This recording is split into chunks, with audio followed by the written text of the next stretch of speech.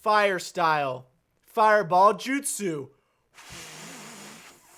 We got a little bit of breaking news today, I'm afraid, on the Stagler. This week in Fortnite, Naruto Uzumaki. He's coming to Fortnite. Wow, that's huge Ding, news. ding, ding, ding. Just Naruto? Not sure. They haven't said. We don't know any details. Just Naruto, the brand, is coming. So it could be everyone. I'm sure we'll definitely have Naruto, the character. Maybe Okay. there might be one more skin. Maybe not. I don't know. It's going to be a skin. There's definitely going to be a Shadow Clone Jutsu emote. Okay. Absolutely. It's gotta There's no be. way that's not coming. Wait, would that be broken, though? In game? Well, maybe he'll just do the sign. It won't actually create clones. Okay. What about... Okay, yeah. Because I was thinking, like, substitution could be cool, too, but that might be broken. Right. Turn into a log. Like, that just turns into, like, that just changes the game. Quite literally. It's like, buy the season changing pass the or meta. die. Right. Well, So that's Sasuke? a big Date bio moment. I want to see Sasuke with a golden scar. I mean, who doesn't? Right, exactly. Obviously, Epic Games is on top of it. That's pretty huge news, They really are. I would say. That's pretty gigantic news. But I actually heard some even giganticer news. Nah. Yeah, There could not be anything bigger than because this. it's our news. We have a very special announcement, Ooh. and that announcement is coming at the end of the episode. Ooh, so you better stick around or you won't know what it is. But trust me, it's very exciting. I'm very excited. I know Nick is I am very excited. very excited. We'll get all into it, give you all the details at the end of the episode before we say goodbye. So you'll have to stick with us to then. It's episode 42 of the Stagler. Woo! Yeah, Yeah, 42. exactly. The answer to everything and everything forever, right? But we aren't talking about Hitchhiker's Guide to the Galaxy today. We should have. That would have been a good idea. Damn it, we fucked up. But instead, we're talking about A24. And what's 24 backwards? 42. 42. Ooh. Just saying. What? We're going to be talking about A24 and U. And there's 26 letters in the alphabet, so all it's missing is A and U. Watching them. Interesting. I think that's the whole idea behind there.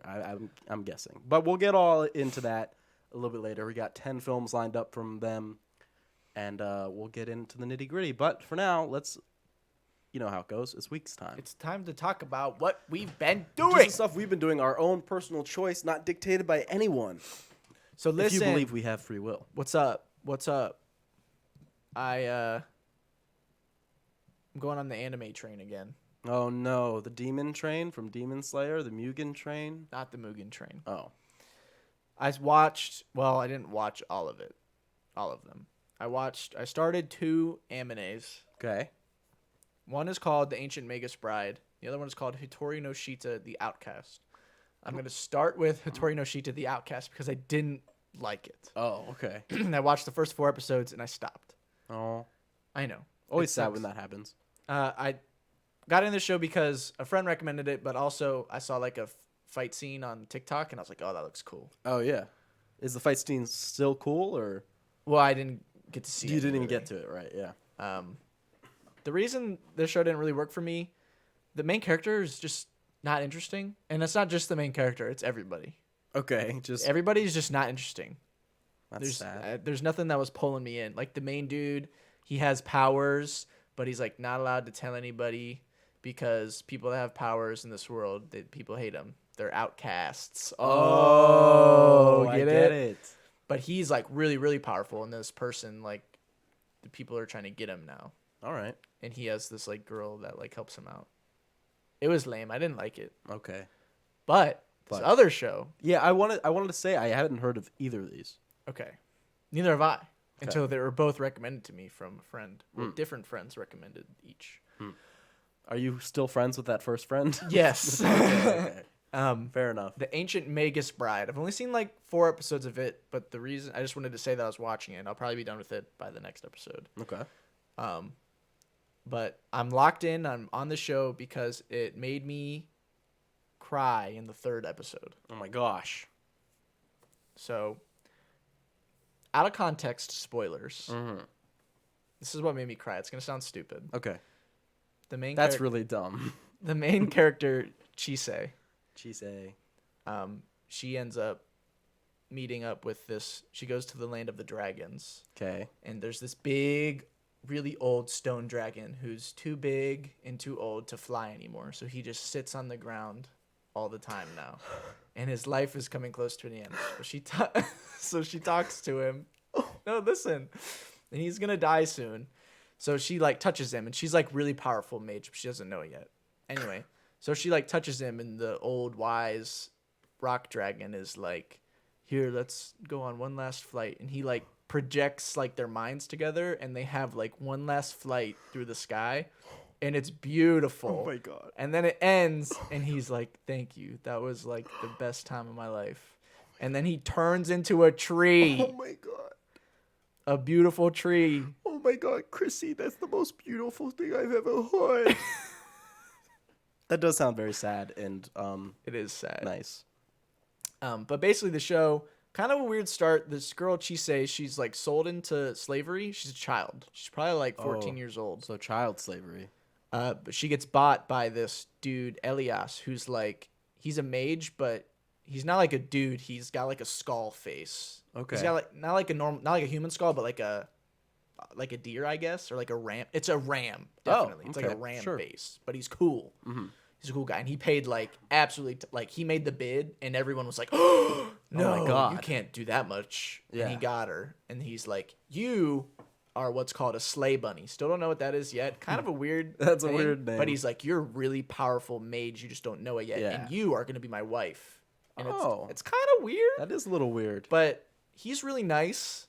Okay. For now. I mean, I've never watched someone buy a slave and say, you know what, they're really nice. I don't know what to say. I know it sounds weird. It does. But she stays cool with it. I mean, she's not. At first, she was like, "Dude," but now she's like, okay. Does he take a picture of her and he goes, "Say cheese"? Yes. Okay, great. 10 out of 10 show. And yeah, so he's gonna like train her, and then he needs to get married to her. He's like, "You're gonna be my wife." Hence the title of the show, Ancient Magus Bride. But Bride. It's interesting so far. Otherwise I don't really know much about it. But it's the studio doing it is Wit Studio, obviously from Attack on Titan fame. So they must have left Attack on Titan to do this. Oh, I guess. Yeah, I suppose if you think about it that way. But I'm cool with it because it's good and the animation is really great. Wit Cool. Studio, obviously they spend like a lot of time on their stuff. That's why Some they didn't say do too Attack much on time. Titan. I mean, every frame is like they really go in detail. Anyway, the show looks cool. I'm excited. I watched a movie. Oh my God. Another anime movie. My Hero Academia World Heroes Mission. Right. This movie was disappointing. Aw. Basically, our hero Deku. Deku! Oh, the sussy baka? He's a sussy baka. Gotcha. He is on a mission, and he gets mixed up in some crime, and people think that he's like a bad guy because he had like They think he's the imposter. They think he's sus. Oh my God. Not So- Deku. Yeah. So Deku's on the run from the cops. Deku.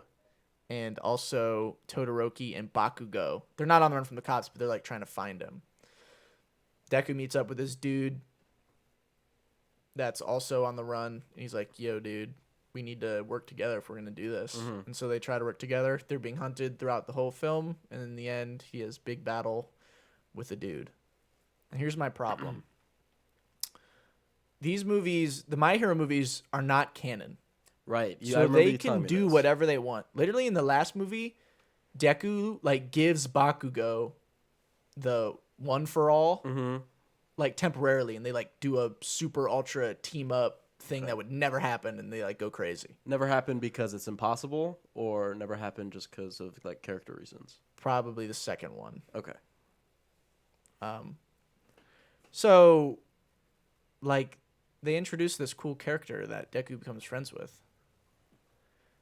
And I was like, okay, he's going to die. Oh, it sucks that, yeah. He doesn't die. Also, they could take this opportunity just to, like, kill anybody they wanted because it doesn't it's matter. not canon, yeah. Because in the final fight, Deku, gets fucking lasered through the stomach and the chest, like, 9 times. And he's like, and, like, blood's everywhere. And he's like, I can't give up yet. Okay.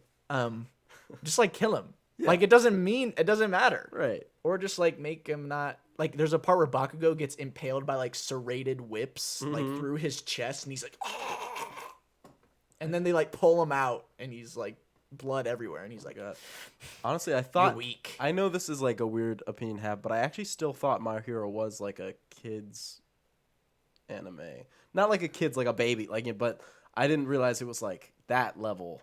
It's Do not you in the show. understand? There's Oh, okay. season 3 gets pretty dark for a little bit, Mhm. but it's not. This is probably the bloodiest I've seen the show get. Wow, But okay. apparently, in the next season of the show, It ramps it's supposed up. to get pretty dark, Okay. which I'm counting on because I don't like the show right now. Anyway. Okay. But it was kind of disappointing. The final fight was cool to look at. Mm-hmm. Obviously, the animation was great, but other than that, I was a little disappointed with this one. That's too bad. Maybe the next one. Okay, now I have 2 other things and then another thing that we shared. Yeah. There's something I did. This is big for me. Okay. I canceled my Disney Plus subscription. Wow. I did that, and I will not be renewing it. Awesome. I don't pay for my Disney Plus, so I would tell them to cancel, but no. So yeah, no more Mandalorian for me. None of the Star Wars shows. None of the Marvel shows. Really, what are you Nothing. missing out on? I realized I was like, I don't watch anything on there anyway. What am I doing? I mean, the one thing would be like I was thinking The Rescue might eventually come to Disney Plus because Yeah, of that Geo, but I'll see that in the movie theater. there you go. So I don't care. There's one other thing I saw that I thought was interesting. Okay. It's a TikTok.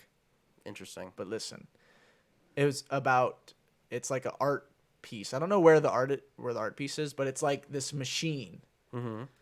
And basically the idea is it constantly leaks like hydraulic fluid, and the object of the machine is it's like a big like sweeper mop thing, and like the fluid's everywhere around it, and it can like go all sorts of directions, and then it like sweeps it back into itself. Okay. And like I forget the name of it, but the whole idea is that like this machine works forever to like keep itself going. Yeah. And I saw a clip of it like on its first day when the machine is all shiny and looks nice and is moving around really fast. And it cuts to like, I mean, that machine was probably like 10 years ago, I think. And then it cuts to like now, like 10, 15 years later or whatever. And it's like all gross and like kind of rusty and like covered in the fluid, and it moves really slow, and it like squeaks and like screeches as it's like doing, but it's still like just like sweeping all the fluid back in. Yeah. And it was really sad. Oh, okay. I didn't think. And that everyone was was like, this is so sad. And everyone's like, but why am I sad for a fucking machine and has Yeah. no feelings? Yeah, that's what. Yeah. Never mind. I just wanted to mention that because I thought it was cool. That's a cool art piece, It is. I think. And Credit to the artist whose credit name. to the artist. I don't know. Great. You can Thanks, you can TikTok. find it out, I'm sure. And I guess the human empathy is what makes us human, right? Empathy is our greatest downfall. Also that, because there's millions of people who are like, this is so sad that this machine is moving slow now, Yeah. including myself. So Mm-hmm. imagine if we didn't have empathy. We would conquer galaxies, probably. Probably, actually. We you would be know? I on mean, the some way. lucky few don't have empathy and they become billionaires. It's true. So there you go. Anyway, the last thing I did, we did together. We had an Yes. amazing time. We went to the Ah. movie theater. Front row. We went in the very front row in the Cinemark XD Guys, front theater. row IMAX it just hits different. It's just amazing. It made this movie better. It made it way better. Made it way better. I couldn't imagine when I was really thinking about it and thinking about this movie just like in our normal seats, I was like, that would have been rough. Yeah. We watched the new Marvel movie, Eternals. Eternals. This movie sucks. Yeah, I'd like to point out that when I saw Shang-Chi, just because people asked me to go with them like a group, I was reprimanded. And then Nick's the one who's like, we gotta go see Eternals. Well, listen, I wanted to because the trailers made no sense. And people that I trust, that I follow on social media and like other podcasts I listen to, said it was just bad. Yeah. So I was like, well, I gotta know why. So we went. But I sold it by telling you we were going front row. Yes, that's the only Makes way you movies convince better, I me. promise. Where do you want to start with this, Nick? I mean, Nick, we could start anywhere we wanted, and Nick, I think that it's between you and me, Nick being you and me being Justin, that this movie has some flaws, Nick. It does have some flaws. You want to start with like the worst thing that I might have ever seen in a film? Sure. Okay, so one of the Eternals, played by actor Brian Tyree Henry, he's like the mechanic, like builder Eternal. He's like the Mentat Eternal. And he like builds things, and basically the Eternals have like manipulated human history throughout forever. Yeah, you know the stuff Tony did with like the holograms when he was building stuff? He just does that, but with his mind. Yeah, and It's actually really similar. he'll like put ideas. He's like, oh look, this is the wheel. Mm-hmm. Or no, he's like, this is an engine. I'm gonna give it to the humans. I'm gonna give it to the people. And they're like, no, it's too early yet. Soon. It's too early. They don't deserve it. So he like basically gives all the ideas to everybody. Yeah, humans accomplish nothing. Oh my god. And then I just remember what you're talking about. it gets worse. This might I do not know how this made it to the final cut of the film, or who even was this a comic book thing? You know, I don't know. Somebody tell us. Even in the comic books, that's terrible. Oh yeah, doesn't make it better. This character, there's Makes a it scene. make more sense, but It just literally comes out of nowhere in the movie. yeah, where this Eternal, one of the Eternal, is sitting in the ruins of Hiroshima, and he's like crying. yeah. And Salma Hayek walks up to him, and she's like, "What's wrong, my child?" What's wrong? And he's like sitting there like, I did this. I did this. This is my He's fault. crying. He's if wearing I like didn't a bow give them tie. the technology to do this, this would never have happened. Yeah. And it's just like, Wow. what? Wow. What are you doing? I mean, I think it's very brave of the MCU to give us our first gay character and to have them nuke Hiroshima. right? Isn't that great? That's awesome. What representation. Just amazing representation, and also just like just taking away everything from the tragedy of Hiroshima and how Yeah. humans are solely responsible for Is like, it- the worst tragedy in the history of I don't know. humanity. Is it weird that I think too soon when it's like obviously it was a long time ago, but it's like, is it weird that I'm like, oh, actually too soon? Yeah. Interesting. Because I it don't also know. has the whole, backdrop of World War II in general. Yeah. And it's like, oh yeah, all that shit that happened over there also just. It's like everything is just because like it just makes no sense. It's especially weird. I think it ruins one of the characters, Druig, because he actually leaves the group because he's like, oh, I'm going to mind control them. I'm not going to let them kill each other. But then he does it anyway and just lets it all happen. And he's like, oh, well, it makes them human. And I was like, okay, sure, buddy. Yeah. That's a weird decision. How do we... So that's What's the the- worst part of the movie. Everything else we're going to talk about is better than that. Yes. What's the movie about? So this movie is about the Eternals, man. The Eternals, of course. Eternals- We got Sprite. We got Cersei. We got Druig. We got Kingo. We got Gilgamesh, Gilgamesh. We have Athena. Athena. Ari. Rob Stark. Icarus. Is it Ari? Avi? That the fast Salma one? Hayek. Salma Hayek. Salma Ajak. Hayek. Ajak. Ajak. I don't remember the fast one at all. Not even. I don't. She's not really in the movie anyway. Not really in the movie. The fast one The speedy one.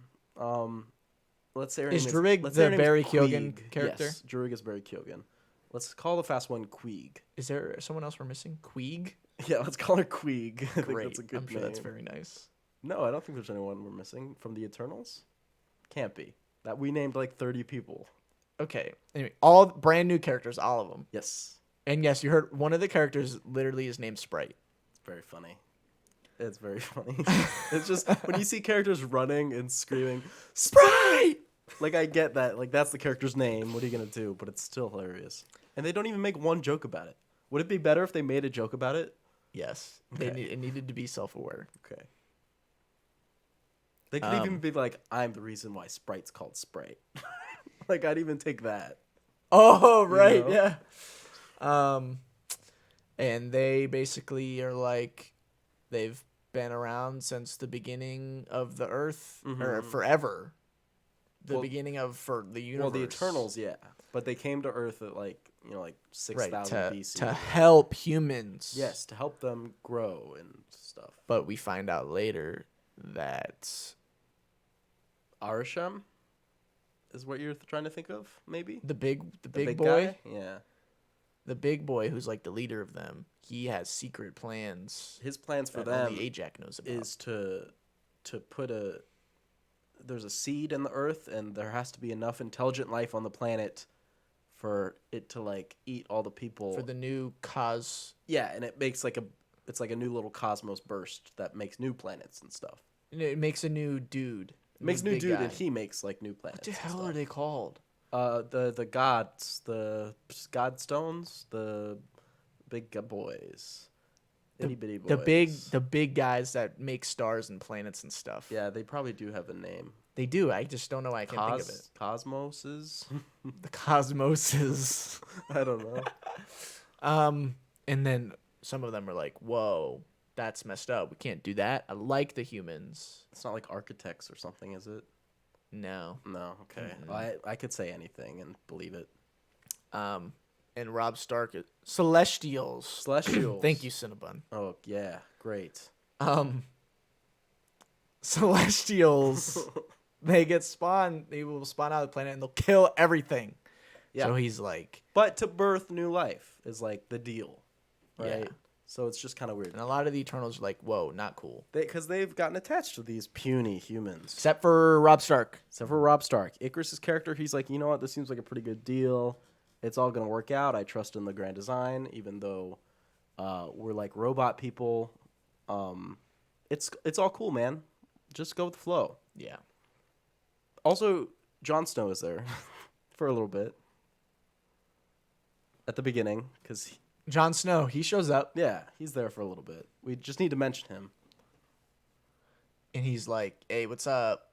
I think it's interesting that, and was this a conscious decision? So, like, the main character, pretty much, his name is Cersei, and they have, you know, obviously Kit Harington and Richard Madden both like talk to this character and be like, "I love you" and stuff like all the time. And It is funny. it's just funny being like seeing Jon Snow go, "I love you, Cersei. I want to move in with you." it's just kind of funny. It is funny. You get over it eventually. Yeah. Mm. So Jon Snow leaves the movie then after the first 10 minutes. He pops in like once every half hour He's like, "Hey, what's up?" on the phone and is like, "Bye, Our main girl, what'd you say her name was? Cersei. Cersei. Come on." She's like, Did they not say it enough No, we times in the gotta- movie for you? "Right. Do you want to say what we did?" Well, okay, so eventually, guys, we went. I feel like we went into this movie ready to give it a chance, but the odds were stacked against us. But Right. eventually, like maybe 10 minutes in, we were like, "Listen, how many times have they said Cersei so far?" And we were like at least 10, right? And so we just said, "Hey, you take a character, and I'll take Cersei. You count how many times they say their name." So you took Sprite. I took Sprite because they said it a lot too. At the beginning, especially, they said a lot. And I said, "Okay, I'll take Cersei, see how many times they say Cersei names." How many times did they say Sprite? 25, I think. Okay. Is what it was. I think Cersei was said 60 times. Incredible. So you're looking at basically once every 3 minutes, somebody says Cersei. It's And just funny. It's just a little funny It's sometimes. just funny. Yeah.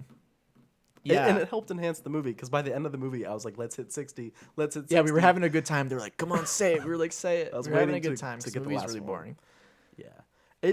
What makes it boring? It's just so much learning, which I get. Like, if this really is setting up the whole next wave of, you know, Marvel movies, I get that there's a lot to The set up. whole movie is exposition. But it makes me think, like, is Chloe Zhao the right choice for that? For exposition dump? Yeah, I don't know. It really, I would say no. I feel like her movie should have been the exact opposite, where it's like one hero and just focus real hard on Yeah, them. it should have been more personal. It seems like, you know, somebody who's used to doing ensemble things should have taken something like Eternals, but whatever. I don't know. And so they fight Rob Stark because he's like, "I want to get the Celestial to be born." Mhm. And they fight him and they beat him. Yes. They beat Well, him. it turns out he kills himself at the end of the movie. right. Right? He flies into the sun. Yeah, he does do that, so we assume the worst. And then the Celestial gets like halfway born. His hand is up. And then they're like, "Okay, good job." We did And it. then the greatest after credit scene of all time Yes. happens. It's Jon Snow. He reconnected with his uncle, and he's got a box. Benjen shows up and he's like, "Hey, Yes. man, And what you he doing?" He opens this box and there's a sword in the box, and Jon Snow is Kit Harington, of course, is the Black Knight. Whatever that is. Never heard of this hero before. I was never familiar with the Eternals. Was not familiar with the Black Knight. He'll be in another movie. Good. It's better than being like, oh wow, wasted in this movie. Yeah. You know, it's at least that. But then even bigger than that, the end of the movie. Oh my god, I don't even remember. What do you mean? Well, How tell did me, you tell me, forget? what happens? Three of the Eternals are on a ship. It's, if I remember Oh, correctly, God. it Okay. is Thena and two other people. Queeg and Truig, right? Sure? I know Thena's there. Yeah. And someone just like shows up on their ship. It's like a dude, Mhm. and he's like, "Hey, what's up?" And I'm he's kind of stinky. weird. Yeah, I love And to he drink. says a lot of weird things. But then we get a silhouette of someone smoking hot. Yeah, someone with wavy hair And you're like, rocking whoa, bod. this Wow. person. They like walk up. You're like, oh man, who could this be? Oh my goodness. Wait, hold on. What? Can I say how this was broke to me? Sure. On Twitter, you know how they have those like topics now where it's like follow topic? Well, I got one of those follow topic music. Harry Styles in new Marvel movie as Eros, brother of Thanos. Yeah. And this was like the premiere of the movie before it was even in theaters. And I was like, really? Topics, music, of all things. That would have been so funny if we just didn't know going in. I Anyway, know. Harry Styles in the movie. He plays Eros, Thanos' brother. I don't know if he's a good guy or a bad guy. He seemed nice. There's no way they make Harry Styles a bad guy. He seemed nice. That would be messed up. It would be a little messed up, wouldn't it? So I guess he's gonna be in the MCU for a while now. That's cool. That's kind of like the lowdown of like the stuff that happens in this long movie. Yeah, we really cracked it down. Should we talk about like things we liked? I liked. Oh, okay, come on now. I liked Kingo. I like Kumail Nanjiani's character. I thought he was like the funniest. He's fun. He's actually He funny. brought a lot. I did like Barry Keoghan as Druig, but it always felt like they cut away right when his scenes were getting good. Yeah, he's a good underrated actor. Maybe not He for needs long. to get Eternals. right. Maybe Dune Part 2. Might be Fade Rotha and Dune. Maybe Who knows? Fade Rotha. Let's get it going. But yeah, he's really good in the movie. Even though I will say, even though I like Kumail, the Bollywood sequence was like super underwhelming to me. Because if you've seen like actual Bollywood sequences, they're like bonkers and like crazy, and they go really hard on them. Yeah. And this one, the camera just kind of went left and then went right, like slowly. Yeah. And I was like, okay, the dance is cool, but like, come on, Right. you could have done a lot better. Oh, the IKEA joke. Oh my god, the IKEA joke is so funny. That was just hilarious. Me and Justin were cracking up in the theater when that happened. Oh my god, it was so good. So, true story. Listen, we said obviously that stupid joke is in the trailer for the film, and the trailer's been playing for so long, and every time I went to the theater, when the trailer played, people were still laughing at it. So I was like, maybe these are people who this is the first time in the theater.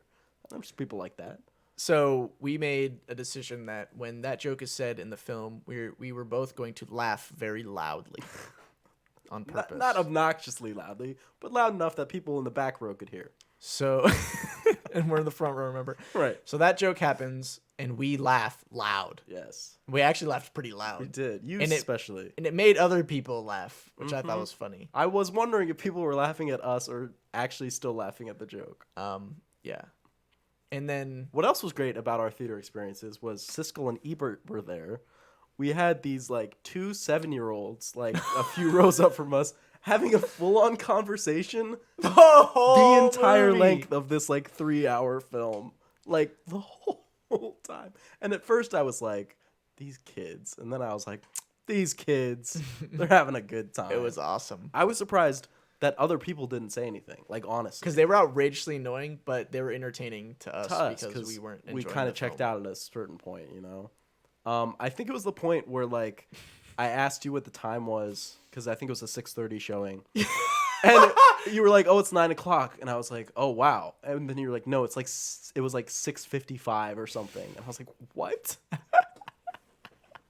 It was funny. It was not good. Yeah, and then the last thing I'll say about this film, when the movie was over, a few people were clapping, Yes. and I was confused because the film was very poor.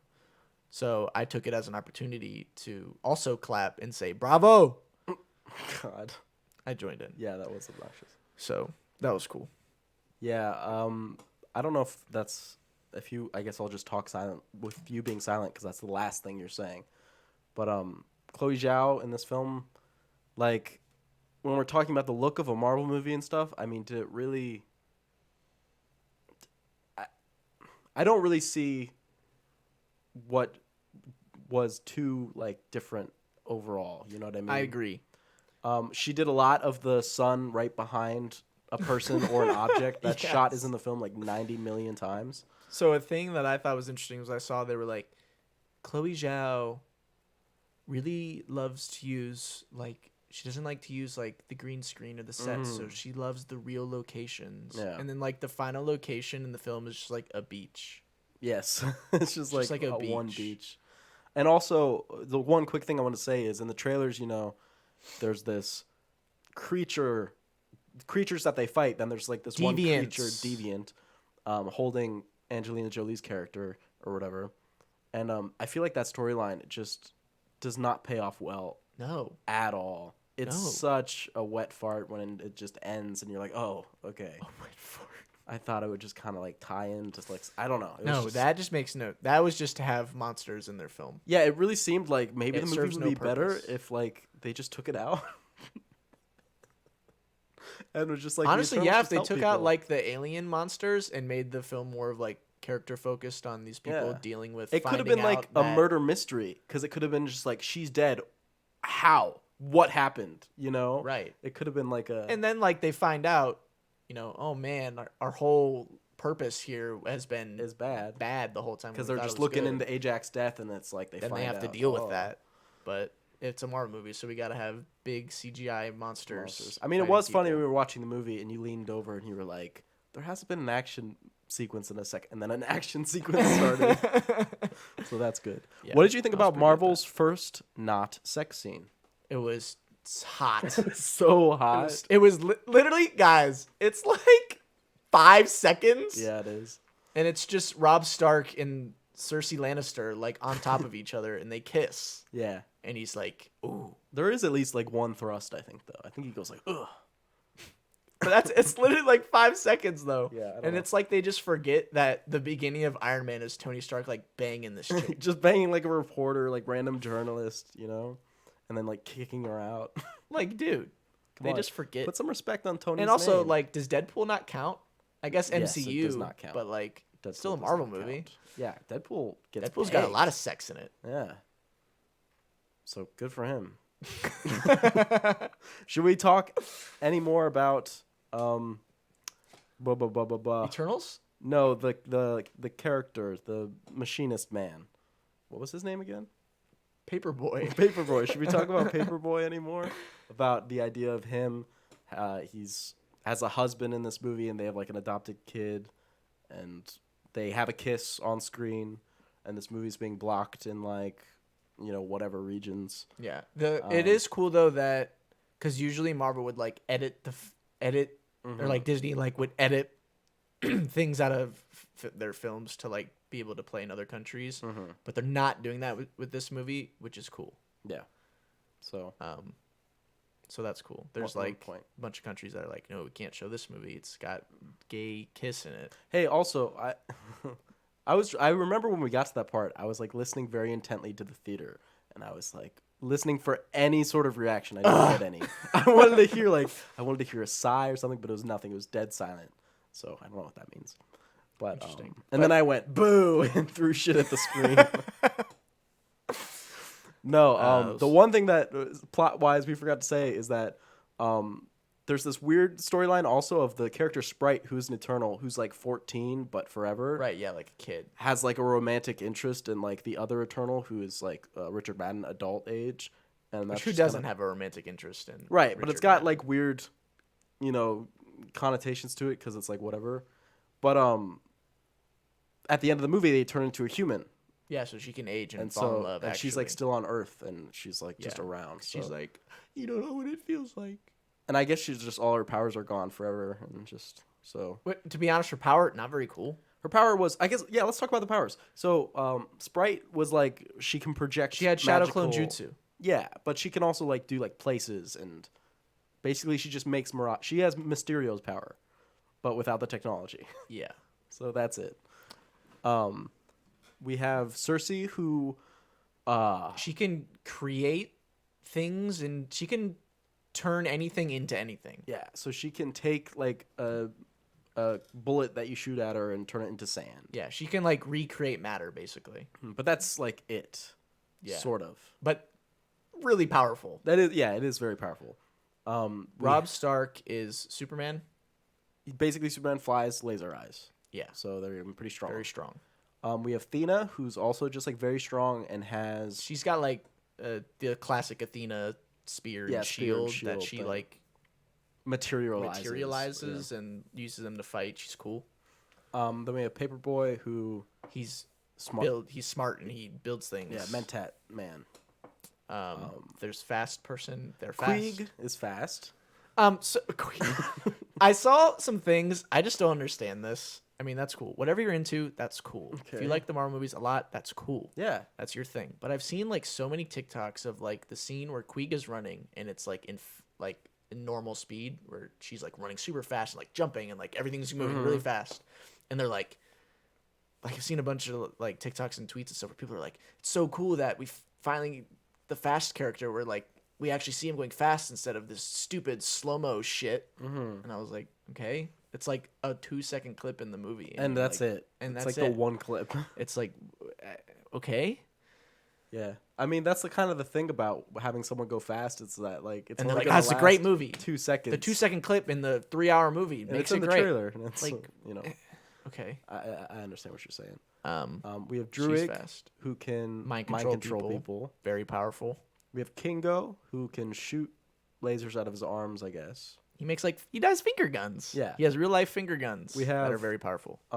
Gilgamesh, who can punch good. He's very strong. He also dies. Yeah. Whoops. We have Ajax, who could heal people, couldn't heal herself. Ooh, yeah, because she get killed. Are we missing anybody? I do not. I hope not. I don't want to. I think I'm good. Yeah, I think we got it. Eternals. Great movie. Great film. One of my favorites. Like, how much better could they have made it? With it seems like it's just like the source material is just bad. Is that crazy of me to say? It could be, but maybe they just chose like the wrong Director and stuff, and that, or maybe just the wrong like comic. Maybe they Yeah. could have picked a different Eternals comic that was more interesting. maybe if it even got more than one. I don't know. Not good. Not good. Verdict. There you go. There you have it. PTA. Suck on that. Yeah. Paul Thomas Anderson. Okay. I would honestly dying to hear Paul Thomas Anderson's take on Eternals. Please, for the love of God, somebody interview him and say you need to watch Eternals. We know he's gonna see it And tell me he what you watches think. the Marvel movies. He has a Marvel family. He's a big fan. Yeah. So if we get into the news, we have Paul Thomas Anderson hypes Shang-Chi and Venom 2. He does. It was sick. he says at he- the premiere of Licorice Pizza. Yes, he lives in a Marvel-obsessed household. He said, Shang-Chi was good fun. There's a terrific energy about it, but I also live in a Marvel-obsessed household. So continuing the journey of these Marvel stories is exciting to us. I liked Venom 2. Awesome. You heard it here. Mm-hmm. Paul Thomas Anderson likes Venom 2. So anyone that Mm-hmm. thinks that Venom 2 is bad, you tell them that PTA liked it. Yes, So he liked fuck it. you. Your opinion's wrong. Let's hear a little bit more from this article. It says, PTA has never really seemed to have time for either the superhero movie backlash or the hand-wringing comments about the comic book blockbuster conveyor belt. He says, that's such a fucking crock of shit. Nice. I can't remember a year in recent memory where there were less complaints about the quality of movies. And what's wrong with superhero movies, you know? I don't know. You're talking to someone that enjoys watching those films. People need to get a life if they're having that discussion. Those movies get a bad rap. Get fucked, Martin Scorsese. Martin Scorsese, What do you have to say about that? you're on watch, bitch. Oh, also, we forgot. Fuck Marvel. Fuck Marvel, says Marty.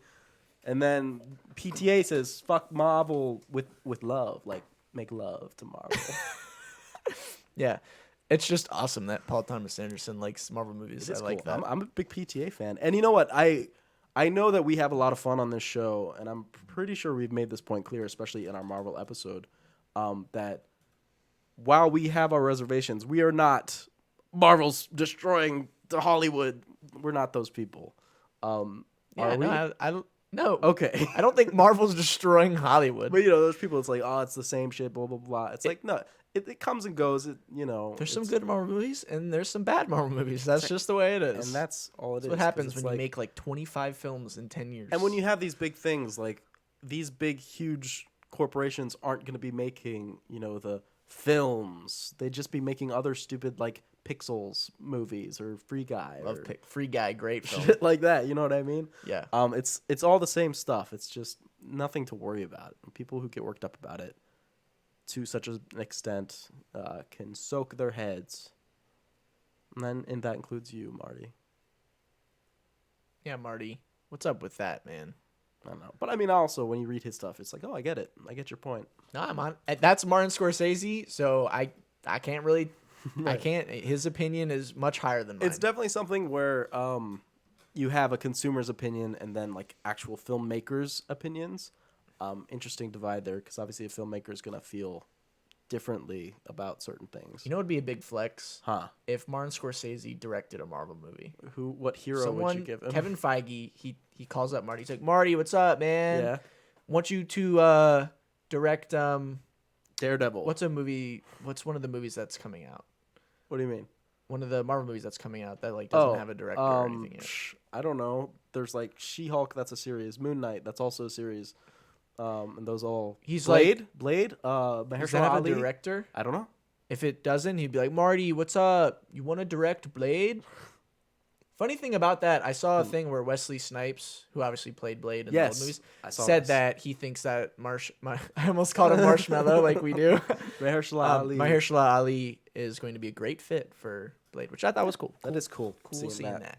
That'd be cool. Maybe, hopefully, all he has to do is keep his eyes open on set, and he'll be doing a little bit better than Wesley Snipes, as that famous story goes. There it is. But it's cool. What would PTA direct? Ooh, Paul Thomas Anderson would direct Ghost Rider. No, he would do like he would do like whatever the Infinity War is of this new thing that Marvel has going. Whenever they all come into the one movie, that's the Paul Thomas Anderson one. Wow. Okay. How sick would that be? I don't They're know. like, I'm just gonna say it's called Intergalactic Warfare. Mm-hmm. That's what the name of the movie's called, and they're like Marvel presents Intergalactic Warfare from Paul Thomas Anderson. Mm-hmm. I mean, everyone would be like, "Holy fuck!" I'd be into it as long as Daniel Day-Lewis returns as Spider-Man. That would be sick. He gets back in acting, But I mean, it seems like he probably would direct one. Maybe he said it seems he like said he liked he them, might, so maybe he would. They should ask him. But people did ask him if he would adapt a cartoon to make a kids movie. He would do Teen Titans. So PTA's Teen Titans, maybe. I love that. Anyway, more big news, I would say. This is the biggest news maybe ever. Vin Diesel asked Dwayne "The Rock" Johnson to return to the Fast and the Furious franchise after they fell out with each other on set. Hobbs can be played by no other. It's true. And he offered the olive branch, and this would leave him in. I think there's, I'm interested because he said in his Instagram post that it was the finale. Fast 10 was the finale, which is not true. Yeah. There's Fast 11 is the last one that Vin Diesel signed on for. Maybe he doesn't know that. Or maybe he just forgot. Maybe. Could be a mistype, but maybe he said it's finale of Fast maybe 10. it's Hobbs' last movie. Also, if the tagline is not Fast 10, your seatbelts, what are we doing? Oh my god. Also, if the tagline for Fast 11 is not one last ride, that'd be good. That's got to be it, right? What are we doing? We got it. Has there been any news about this? What do you mean? We're talking about it. The Rock's response. It's about drive. It's about power. We devour. That was his response. That was his Vin Diesel diss. Okay, great. I don't know. That's hype. Hopefully, The Rock will come through. Yeah, and they can make up. And they can kiss, and then that would be sick to have Hobbs back in the films. That'd be sick. Because the best ones are with Hobbs, kind of. It's true. I mean, the best one is Fast Five, the first film that Hobbs is in. I'm Yeah. just saying, Hobbs and Shaw rocks. Fast Nine, I loved it. I loved F9, but Hobbs isn't in it. You can feel it. Yeah, you can. It's a missing You can feel it. essence. We need him back. We also have Stranger Things season 4. Woo! Yeah, buddy. Who's excited? Woo! Yes. Never seen past season 1, but you've seen. I've seen all of the seasons, and it just progressively gets worse. I think I talked about this way in the early days of our show. I love season 1, great. Season 2, good. Season 3, So season 4, uh-oh. we'll see what happens in season 4 if they can bring it back or if it just keeps going down. The teaser trailer, I was not impressed. Yeah, I mean, it's a teaser, so Just a it's teaser, how I get can you it. get It's it? a 10 episode. The main thing I got from it hour was long. like, whoa, haircut. Yeah, I mean, like, come on. There's 10 hours and we got 1 minute of footage. So, like, maybe it'll be good. Someone shot a gun, there was an explosion. It's not exactly the Stranger Things I remember. No. Well, I told you how the season 3 ended, remember? Yes, With I the do song. remember. I remember. The sing-along. Is season 2 and 3 still like horror elements? Season 2 has it more. Season 3, like, almost non-existent. Because like season 1, that's like half the thing. It's like, look at this scary place and this scary monster, and it's scary. But like when I watch parts of season 3, just like clips or whatever, and this season 4 trailer, Season I'm 3 like, is a Marvel movie. I'm like, where's the like, No offense to Marvel. where's like the horror stuff going on? Season 2 has a little bit of it towards the end when, like, one of the episodes, they're, like, stuck inside, like, a facility and there's, like, demo dogs everywhere and they gotta, like, sneak around. That was pretty good episode. But, yeah, I mean, nothing is like season 1. Yeah. Where it's actually, like, mysterious and frightening. Yeah. Oh well. Oh, well. Stranger Things. That's what happens when you get money. How many seasons are we gonna get? 6? Maybe. Stranger Things. We're getting 6 seasons of Better Call Saul. We know that. It's splitting its final season into 2 parts, Oh, man. just like Breaking Bad did. Damn it. Sorry. I mean, I'd rather have it sooner and broken into 2 parts than even later. That's just me. I just want to know what happens. It says right in this article, it ends with Saul eating as many Cinnabons as he can, and then he dies. Wow. there you Well, go. we know that he won't die. No, okay. This is a prequel. Well, the Cinnabon was reference to the future parts. But there are some characters that we do not know the fate of. Yeah, they'll just leave him totally up in the air. Maybe. That would be bad, awful. The only thing, protect Nacho. That's all I have to say. Yeah, Nacho is definitely one that we want to kill. I mean, I'd rather Kim, but I don't see Kim Wexler. There's no way she lived. I'm sorry. She is like Really? almost locked in for me as dying. Oh, I can't. I'd rather see just like broken bridge, get out of my life. I'm never seeing you ever again. Bam. It's done. too deep. She already almost died. I know. In season It's 5. very close. She got very close. Their crosshairs were on her head. Mm-hmm. She's gonna get killed. I'm sorry. That's the way it's gonna happen. I mean, it would also make sense for Saul to go so far down the criminal path afterwards, because it's like maybe he's gonna kill her. that seems really far. I think they want to keep Saul redeemable. Otherwise, I don't know why they'd show all the things like with him working at Cinnabon and shit. Unless you'd watch that scene again and be like, yeah, good. You know? Right. Get locked out of your Cinnabon. Protect Nacho though. Hopefully Nacho gets to call the vacuum guy. Well, that wouldn't be that good either, because that actor is no longer with us. It's true. Who knows? Donkey Kong. Donkey. We know that Seth Rogen's voicing him, but did you know that he's getting his own movie? Donkey Kong movie? Does he talk? Yes, it's Seth Rogen. Yeah, Donkey- but does Donkey Kong talk normally? There was like a TV show where he talked and he rapped, I think, a little bit. We need a Funky Kong movie. That's what we really need. We don't need the Donkey Kong. We need the Funky Kong. Well, he'll definitely be in the Donkey Kong movie. I don't see how he couldn't be. Along with, I assume, Cranky Kong, Fred Armisen doing that. And I hope we get Diddy and Dixie Kong, too. Diddy Kong can be like, I don't know.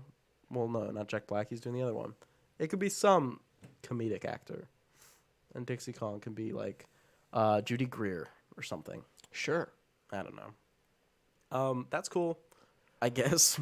Yeah, baby.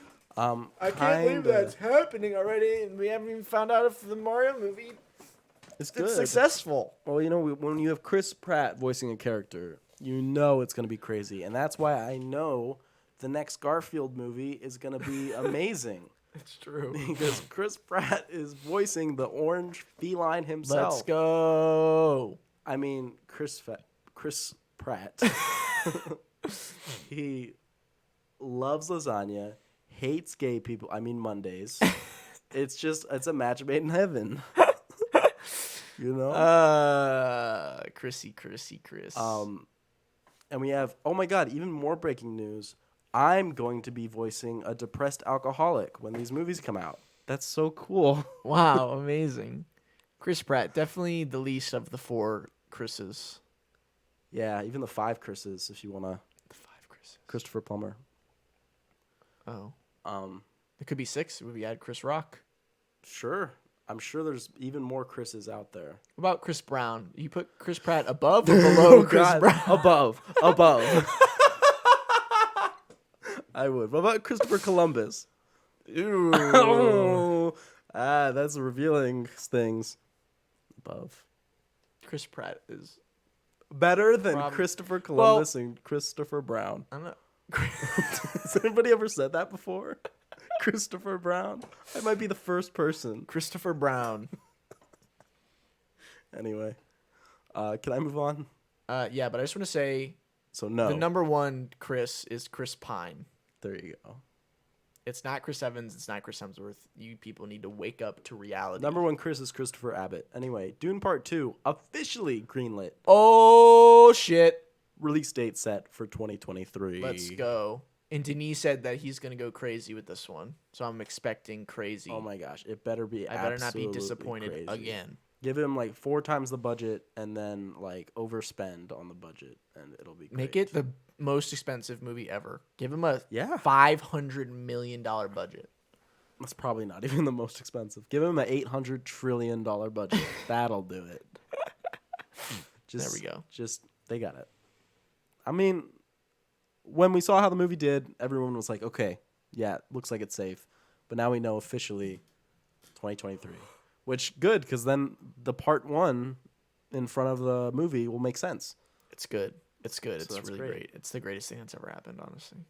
Another movie coming out, a Predator prequel Prey.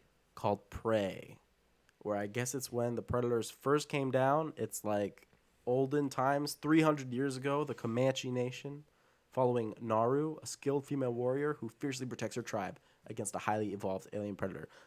I actually think this sounds pretty cool. You have primitive weapons against the advanced predators with like guns and shit. That It's might cool. be kind of Cool interesting. idea. I have a confession to make, though. Okay. I've never seen any of the Predator movies. Only 2 of them are good, so So I have them all if you want to borrow them. maybe we'll do a Predator episode one day. That'd be fine. Literally 4 movies. If you want to include the 2 AVP movies, that makes it 6. Alien versus Predator. An Alien vs. Predator Requiem? I haven't even seen all the Alien movies. I haven't seen Alien 3. I've seen Alien, Aliens, and Alien Covenant. Right. You saw that And one. But I haven't seen Prometheus either. Mm-hmm. Which you like Prometheus a lot, right? No. You think it's underrated? I think it's over criticized. Hmm. So I guess I would call it underrated. But it's a more specific like way that I'm looking at it, you know? Right. Because people harp on these specific things. They're like, this is a huge problem. And I'm like, it's really not. Yeah. Just kind of focusing on it. And I think it's like CinemaSins' fault. Fuck CinemaSins. Can we take a second? Yeah, Martin Scorsese says, fuck CinemaSins. PTA says, fuck CinemaSins. Fuck CinemaSins. They've homies ruined. hate CinemaSins. They've ruined the masses to be able to critically think for themselves. It's such a shame because I haven't watched them in a very long time. But I remember, like, I think some of their first ones were like Hunger Games, Iron Man, because I remember watching those ones. And they're entertaining videos. At least they were. I don't know what the quality of them is now, so don't get at me. They're entertaining, but when people took the joke as like serious film criticism, and you see it in like people writing reviews on like Twitter and shit, yeah. it's like, guys, this isn't actual. They're like, CinemaSins gave this movie 700 sins. Right. It can't be good. Right. So it's It's just. I guess it's sad not that CinemaSins' people took. fault. It's not, but he definitely perpetuated it when he just like kept going. And I heard it's actually gotten like way worse as far as sins go, because he'll sin like stupider and stupider stuff. I hate it. But people take even the stupid stuff as like, oh yeah. It's so annoying. And it birthed another YouTube channel called Cinema Wins. Have you seen this? No, but that sounds nice. It's Cinema Wins, and it's the same exact thing, except instead of sins, it's wins. So Is it'll it be the like, same people? Win. No, it's a different person. That seems annoying. I don't know. To be honest, I don't know if it's a different person. Anyway, fuck Cinema Sins. They've ruined critical thought. The heavy hitting today. Prey seems cool. Yeah. Maybe here's the thing: Predator, good. Predator 2, Predators, great. The Predator, wow, bad. What about the new one? The Predator, Oh. bad. Prey, following that thing, should be good. Prey, a good game, maybe a good movie. Oh yeah, that's funny actually, Not the because same. the original Prey also was like a Native American hero against aliens. Isn't that kind of funny? Could be inspiration. Maybe. John Wick 4 wraps filming, and we may have an official title. John Forwick? John Forwick. Chapter John Forwick? Chapter John Forwick. It's a good title. That is the title. That's awesome. Apparently it's Hagakure. Interesting. I'm interested that Literally means hidden by the leaves. Oh my god, Naruto confirmed for John Wick 4. no fucking. That's Wait, so fucking you know what? crazy. It makes sense because the village hidden in the leaves is Konohagakure. Yeah. So They call it Konoha, yeah. for village hidden in the leaves. There you go. Interesting. Okay. My thing is, John Wick is in Fortnite. Naruto is in Fortnite. John Wick and Naruto crossover. He's gonna go into the Naruto world, maybe he's going to learn the Shadow Clone Jutsu. and he's The gonna Rasengan. he's gonna like fall down. He's gonna be like, ugh, in that face Keanu Reeves does, and he's like, "Am I crazy, or am I in Konoha?" And he's Yes. gonna look up at Mount Hokage more and be like, "That's my place." Hokage more. I don't know what it's called. Yeah. I don't think it has a name. They just call it like the Hokage faces in the cliff. Sure, Maybe I'm wrong. maybe. It's been a while since I've watched anything in Naruto. There was John Wick, then there was John Wick Chapter 2. Yes. And then we had, for some reason, in the third one, they were like, let's give it a title. What was the title of the film? Parabellum. Right. And I love John Wick 3. I Yeah. think it's maybe the best one. Mm-hmm. And now we have John Wick 4. Yeah. So, like, they went away from, like, chapter. They could have just Chapter 3, Chapter 4. But now we just have 3 Parabellum, and now we have 4. Is 4 going to be Hagakure. enough for us to do a John Wick episode? Oh, yeah. We could throw in Atomic Blonde if we wanted, because it's like the same people. We could. If we wanted to. You haven't even I would seen want to. the second John Wick, have you? Second the or one? third? Nope. Only seen the first. God, you're missing out so much. We didn't watch the first together, did we? I No, watched you it watched with it my other with friend. somebody Yeah. else. Okay. Well, we'll get around to it. I'll definitely get around to it. at some point. Transformers: Rise of the Beasts. Let's go. Pushed a I'm year. hyped for this. I can't lie. Pushed a year. Sorry. Dang. New Star Trek movie to beam up. Haha, I get it, Anthony. Over Christmas 2023. Star Trek movie. Is it a sequel to? Is it like the fourth one in the series, or is it like a new one? No idea. It's in development with Matt Shackman attached to direct. But I do know that Paramount has multiple Star Trek films in the works, including I an love it. animated film. I love Star Trek. So we're seeing at least 2. When they say including an animated film, it makes me think at least 3. That's cool. I like it. I love Star Trek. Yeah. I feel like I've said that before. Definitely. It's one of my faves. It was like my intro to sci-fi. Right. Because my dad watched it all the time, so it was always just on around the house when I was a kid. So it's kind of the reason that I love sci-fi so much. I'm so sorry that happened to you without your consent. Anyway, that does it. That does it for the news. Now it it's is. time for the spotlight. Spotlight. Remember, we're talking about A24. A24. I've heard of them. They publish and produce some movies from time to time. From time to time, usually all the film nerds get really excited when there's a new A24 movie. Oh yeah, everyone's like, "Oh my gosh, they make art." Ah, It's the only studio anymore that really cares about cinema. yeah, sure. whatever. No, we like A24. No, it's one of our- They've made a lot of great movies. They have a decent track record for sure. They take chances on works from. I think they let people make the movies they want to make, They do, which They is definitely nice, do. and it pays off more than not. It's true, and I can't lie. When I see A24 at the beginning of a trailer, I'm like, "Ooh, this will be interesting at the very least." Yeah, generally at the very least, will be interesting. Where's the A24 Marvel film? Where they all come together and they all just get really sad. Yeah. I don't know. So we're gonna talk about 10 A24 films. Some 10 of of them we like. Some of them Maybe not so much. maybe not so much. I feel like we honestly have a pretty good list for like, because obviously there's way more movies than this. They probably have like 50 or so. Is that too high? No, I think that might be too low. 40, I just said 50 might be too low. 30? Anyway, it's around there for sure. But yeah, we honestly, looking at our list here, we have a pretty diverse, like, bunch of different genres and things. And I feel like some important ones that we need to talk about. Yeah. So why don't we just get started in 2014 with our first film, Ex Machina. from Alex Garland, Alex wrote Garland. and directed. It's a great movie. I think Oh. I've said before, this is like literally one of my favorite movies ever. Yeah, and you've said that Alex Garland is like up there. He's for my you. sci-fi dude, Yes, for sure. right next to Denis. Okay. They're my sci-fi bros. What do we have on Ex Machina? So on IMDb, it says, a young programmer is selected to participate in a groundbreaking experiment in synthetic intelligence by evaluating the human qualities of a highly advanced humanoid AI. Yeah, so he's invited there. So he's not, like doing espionage, and he's not undercover. So he's not the spy or anything. He's not the spy. He's just like, programmer. Right, yes, Domhnall Gleeson. So you got this like billionaire dude, Oscar Isaac. Oscar Isaac. He's, It's like, great. makes This these is his best. This is his best performance. Anyway. Oh, I don't know about that. What? You're gonna say Inside Llewyn Davis? No, I was gonna say The Rise of Skywalker. It's Poe Dameron. God, how could I forget? Right, it's amazing. Such an idiot. Excuse me. We have, he's like a esoteric billionaire who's like, hey, look at my sexy robots that I make. It's like, you can fuck her if you want. Yeah, and it's like, oh, it's cool. He's like, do you want to dance? And he starts dancing. Best scene in the film. That is a really good scene. Anyway. So yeah, our dude, what the fuck is his name? The actual character's name, Donald Gleason. Caleb. Caleb, Right, because okay. I know it's Nathan and Caleb. Anyway, Caleb, he's like, oh man, I get to go see the CEO of our company that I work for. They work for like a search engine. Yeah.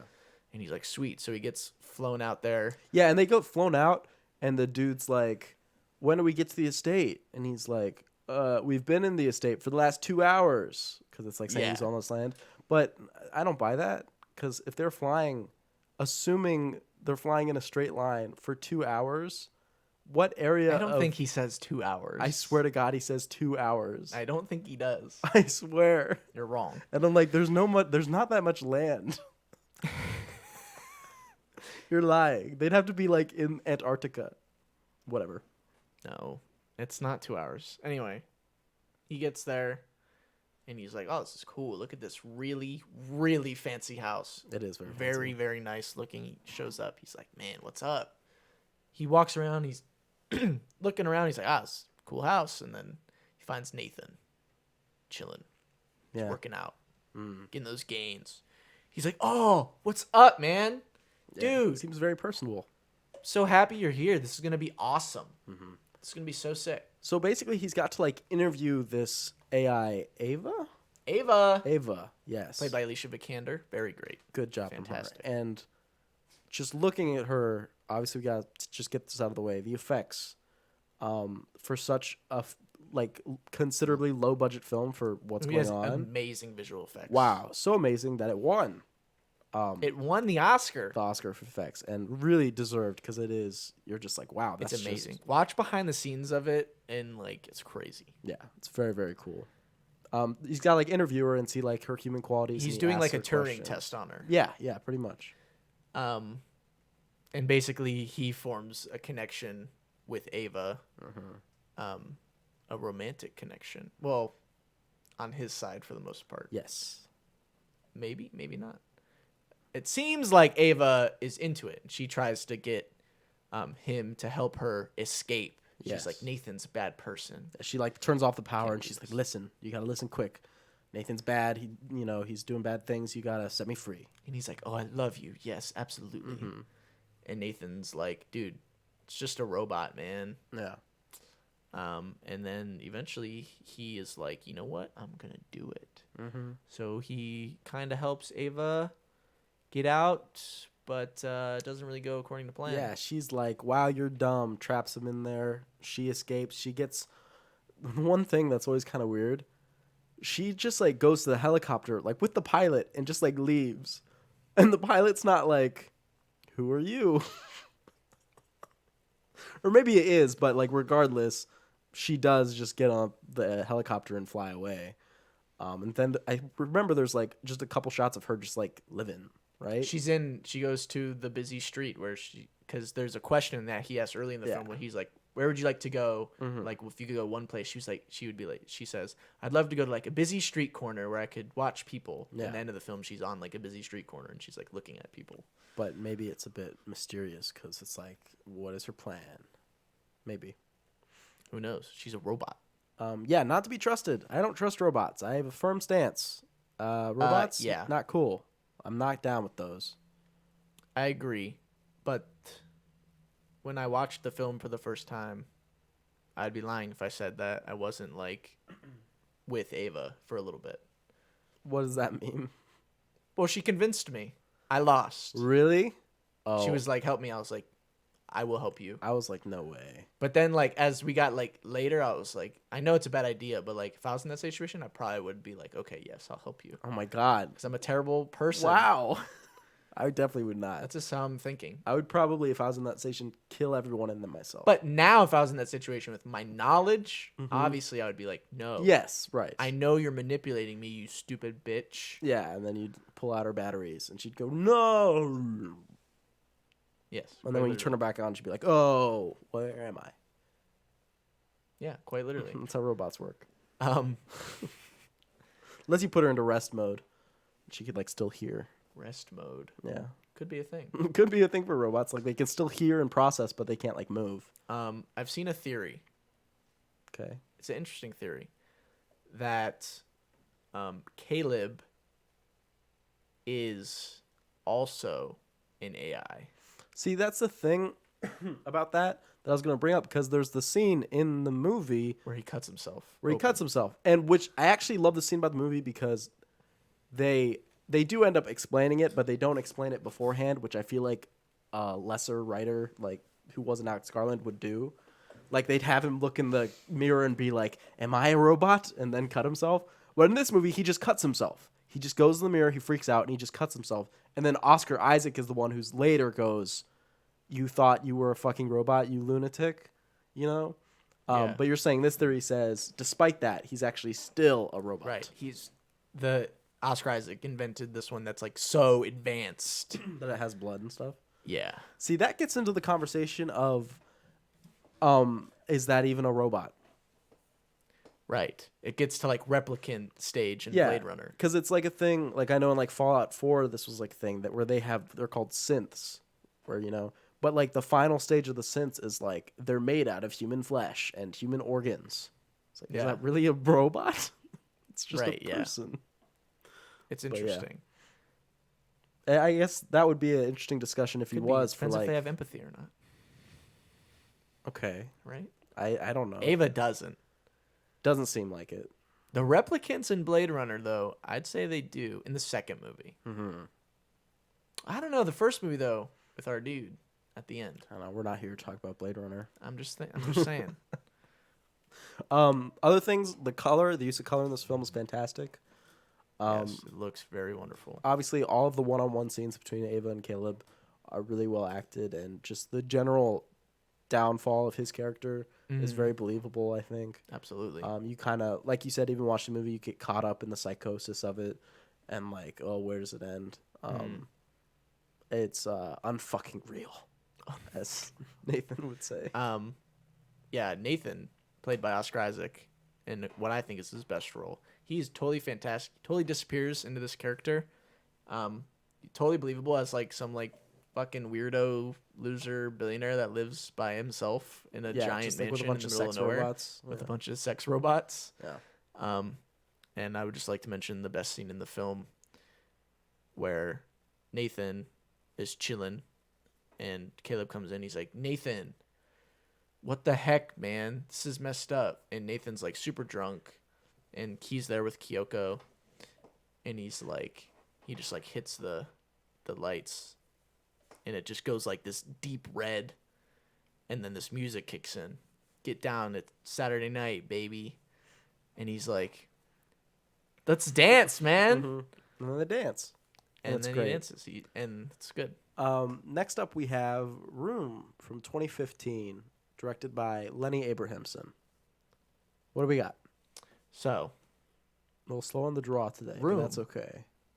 Here we go. held captive for 7 years in an enclosed space, a woman and her young son finally gain their freedom, allowing the boy to experience the outside world for the first time.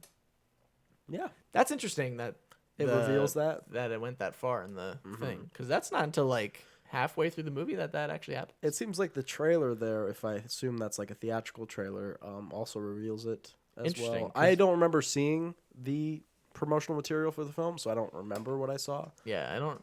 But I do remember going into it, I was told, oh yeah, they're kidnapped people, and that was it. So I was surprised when it happened. Yeah, me too, because I don't remember seeing anything like that. So we have Brie Larson and Jacob Tremblay as Right, plays the kinda child. lead guys here. And she was kidnapped when she was like 17 or like high school age, and held in a room for like how much did it say? Did it say 7 years. 7 years. And with her kidnapper abuser has a child. Yeah. So he's like 5 or whatever now. And the movie starts and it's just like showcasing their life in this little, like, it's a shed. It's like a soundproof It's shed. very small. It's one room. It's got like a bed and like a sink, I think, in a toilet. and a toilet, and like that's it. You know, it's got. I think they got like a little TV too, maybe. Yeah. And the guy just comes in, and he is obviously such a twisted individual because he's just like, "Oh, hey, how's it going? You guys doing okay?" You know, Yeah. and like walks in, and obviously he shows his more, crazy sides when he wants certain things. And what happens is they have to fake the son's death. Right, to get him to like open the door. Yeah, because and obviously take him they won't have outside. the body just like decay in the room because that could probably kill her too. So she rolls him up in a carpet and she acts super, bereft, and it's like, "Oh, don't look at him, don't look at him." And so the guy's like, "Ah, Jesus, okay, get away." And he takes the kid out, and there's this whole montage of her like training the kid of like what to do, and obviously his whole life has been in this room, so he doesn't even know what outside is. Right.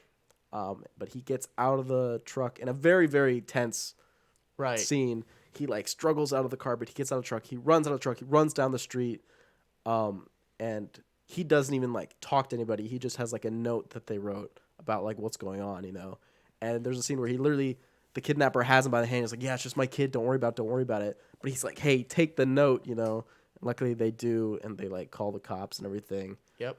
Mom gets saved. Kid, they're reunited, and you'd be like, "Oh, movie over." No. No, there's a whole nother part Yeah, of the film. the rest of the movie is them just trying to reacclimate to normal life, or for the kid, acclimate for the first time. Right. So Brie Larson's character deals a lot with, one of the big things for her character in the second half of the film is her father has serious reservations about the kid in general because it's this crazy, kidnapper's child. Yeah. So there's a big gap between him and the kid, and that messes with Brie Larson's character. And the kid just has a problem with everything because Right. He doesn't know what what the is world anything, is.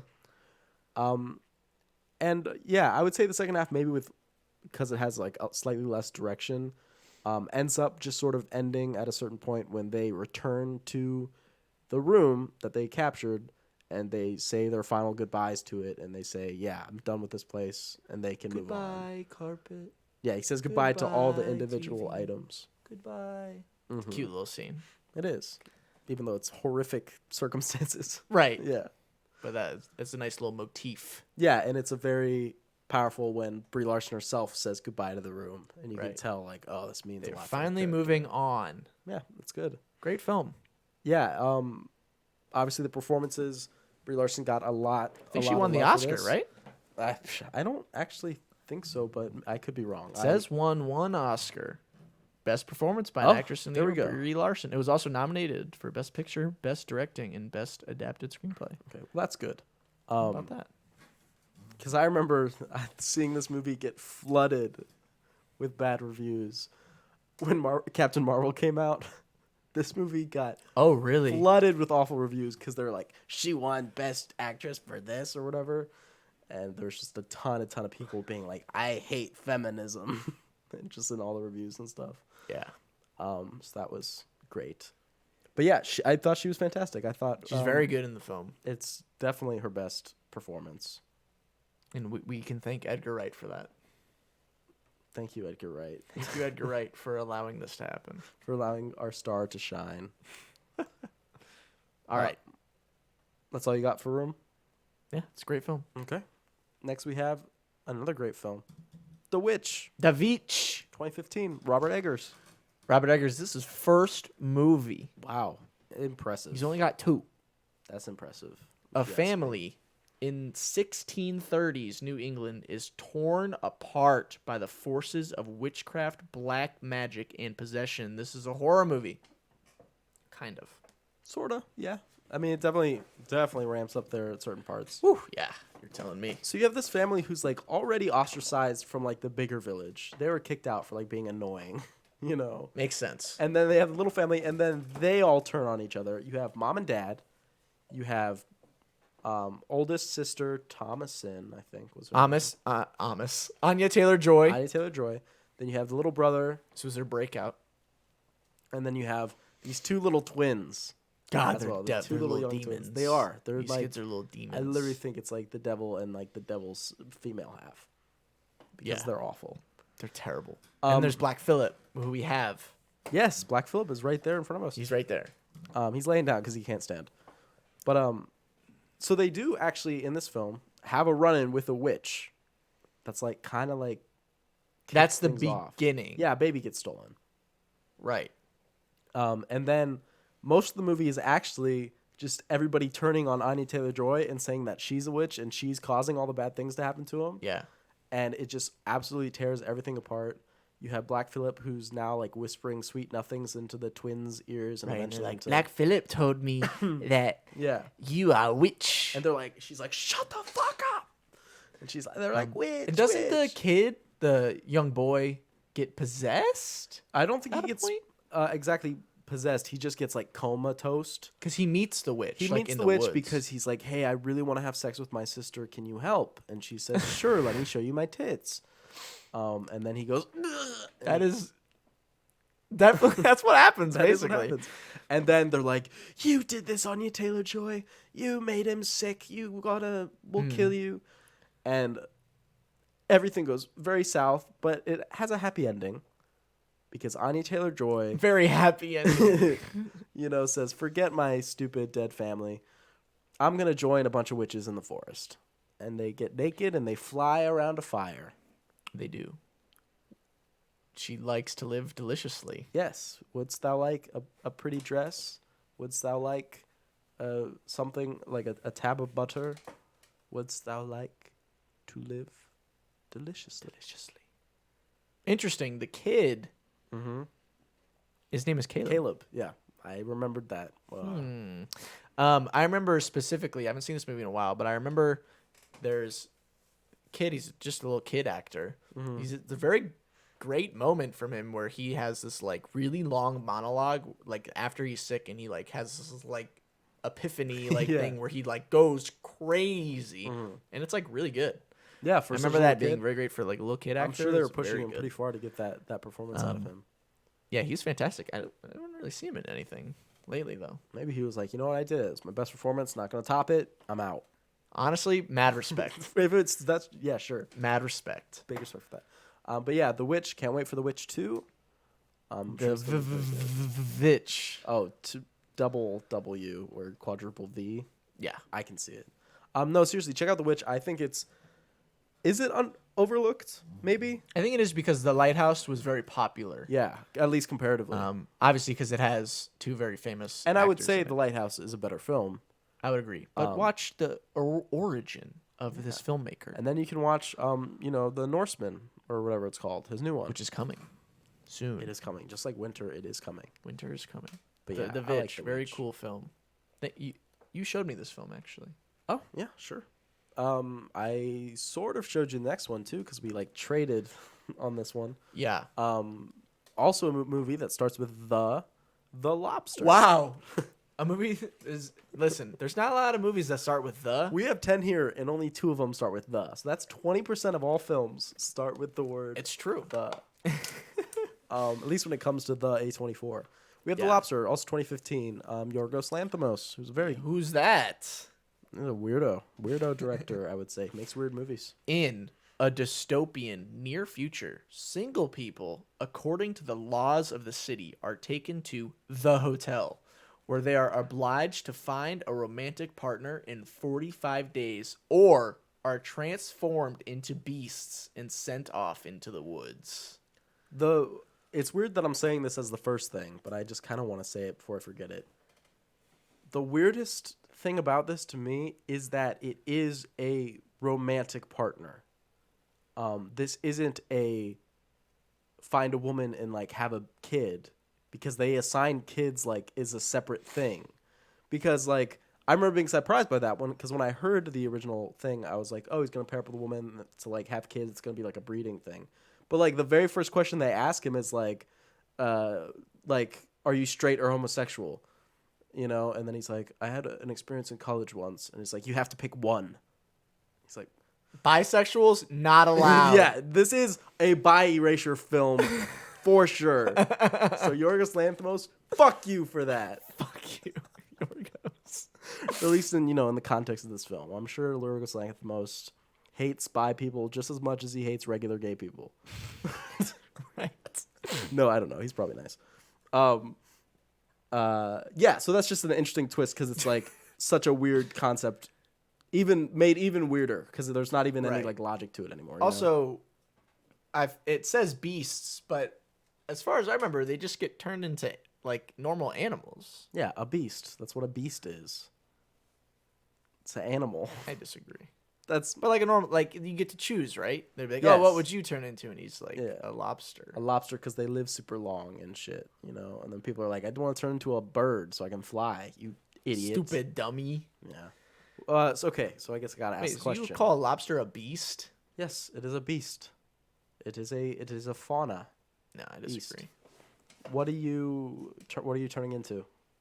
What am I turning into Yeah, what animal you gotta live out the rest of your life? the rest of my life? I remember they said like birds and dogs, or like birds, dogs, cats are like the number one choices for most people.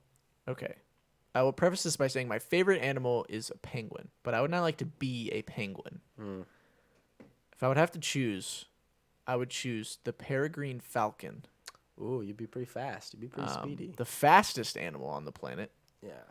And they fly also, so I mean, I know it's kind of basic, but at least I went specific.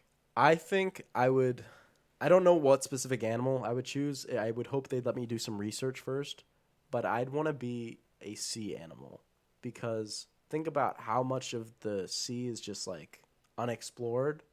Be an animal, be like, you know what? My life might be short, but I'm going to see shit that people might never see. But would you still have your mind? Do you still have your mind when you're an animal? I don't know. That's what I'm saying. Do they know? Probably not. I don't know. Also, like, could you just be like, I want to be a megalodon, I don't think you could say that. or like, I want to be a T-Rex? Like, sure. Throw a T-Rex and just eat everybody. So like, I guess you could do that. maybe you could do that, maybe not. I don't know. So my answer might be lobster too, because they're in the sea. Yeah, but they're slow and they can't like swim. Yes, they can. Can't they? They like shoot I air. personally have never seen a lobster swim. They don't like swim, but I'm pretty sure they can like float and shit. Most things can float at Yeah, least for a little luckily, especially when they die. Anyway. bit. Anyway, what even happens in this film? So he goes to this place because he's single. I don't Right. remember if he had a breakup or whatever. And he goes to this hotel and he meets some buds. They're like, let's meet some chicks, yo. And he does not want to turn into an animal because he actually has his brother as a dog. He has a dog and it's just his brother, you know? Yeah, it's messed up. It's pretty messed up. And so he's like, okay, I'll get with whoever. And they even like hunt runaway people and stuff, you know?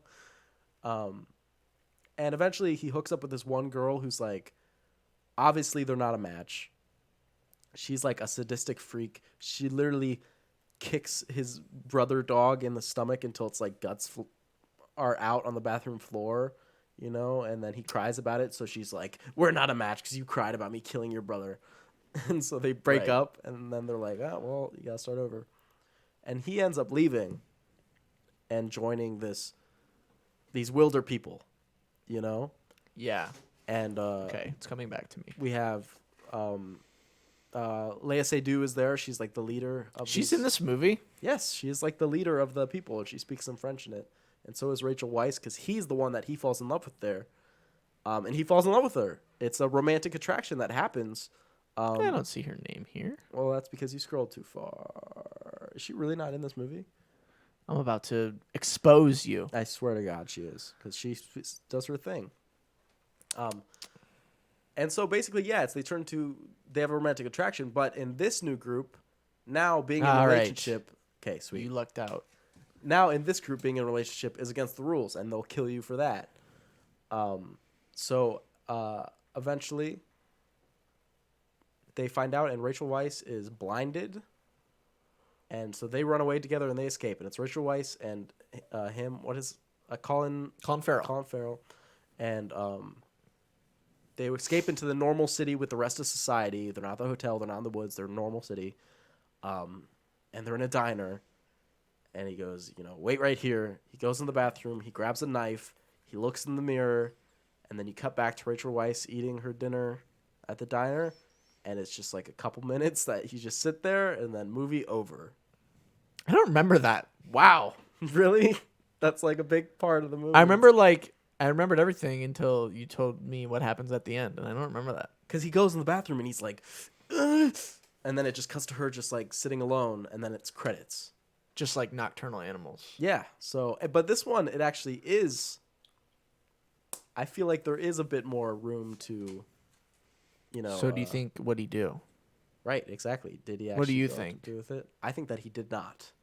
What did he do then? He left and just left her there. She's just a blind lady all alone. That's fucked up. Yeah, so is the rest of the movie. Yeah, it's true. So is John C. Reilly's in this movie too. Nah. Oh my God. There he is. Lisping Man. Yeah. Wow. Amazing. Yeah. I like this movie. I think it's pretty funny. I think it's got a lot of Olivia Colman's in it. She's great. She's in it. I remember that. Okay, good. But did you know that that Judy King Murphy's in it? Of course she plays Guest Room 104. Yeah. There's the part where like the maid comes in and she's like, I forget what she says, but basically she dry humps him until he finishes, and it's like a thing they do. Right, yeah. Yeah. God, I remember that. Yeah, it's so weird.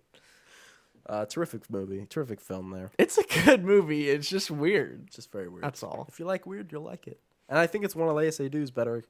I like her in this more than I like her in like the James Bonds. Yeah, I mean, I'll be honest, I don't really know how many movies of her I've seen. She was in Death Stranding too. Nah, She that's was cool. She was fragile. I haven't played that game. Next up, I have played FedEx Simulator. Oh, see, I like Ups. We have Moonlight from 2016. Moonlight, ever heard of it? Directed by Barry Jenkins. I mean, guys, this is all the buzz. This is definitely the most 5 years popular ago. film. Yes, definitely A24's popular. come out with. It's highest rated. highest rated. By far, it obviously won the Oscar famously after La La Land won. It says but La La then Land, they but didn't. there's been a mistake. Moonlight, you guys won. Everyone went Moonlight, what? and freaked out. Which was a cool moment. That was like one of the last better Oscar shows in general, I think.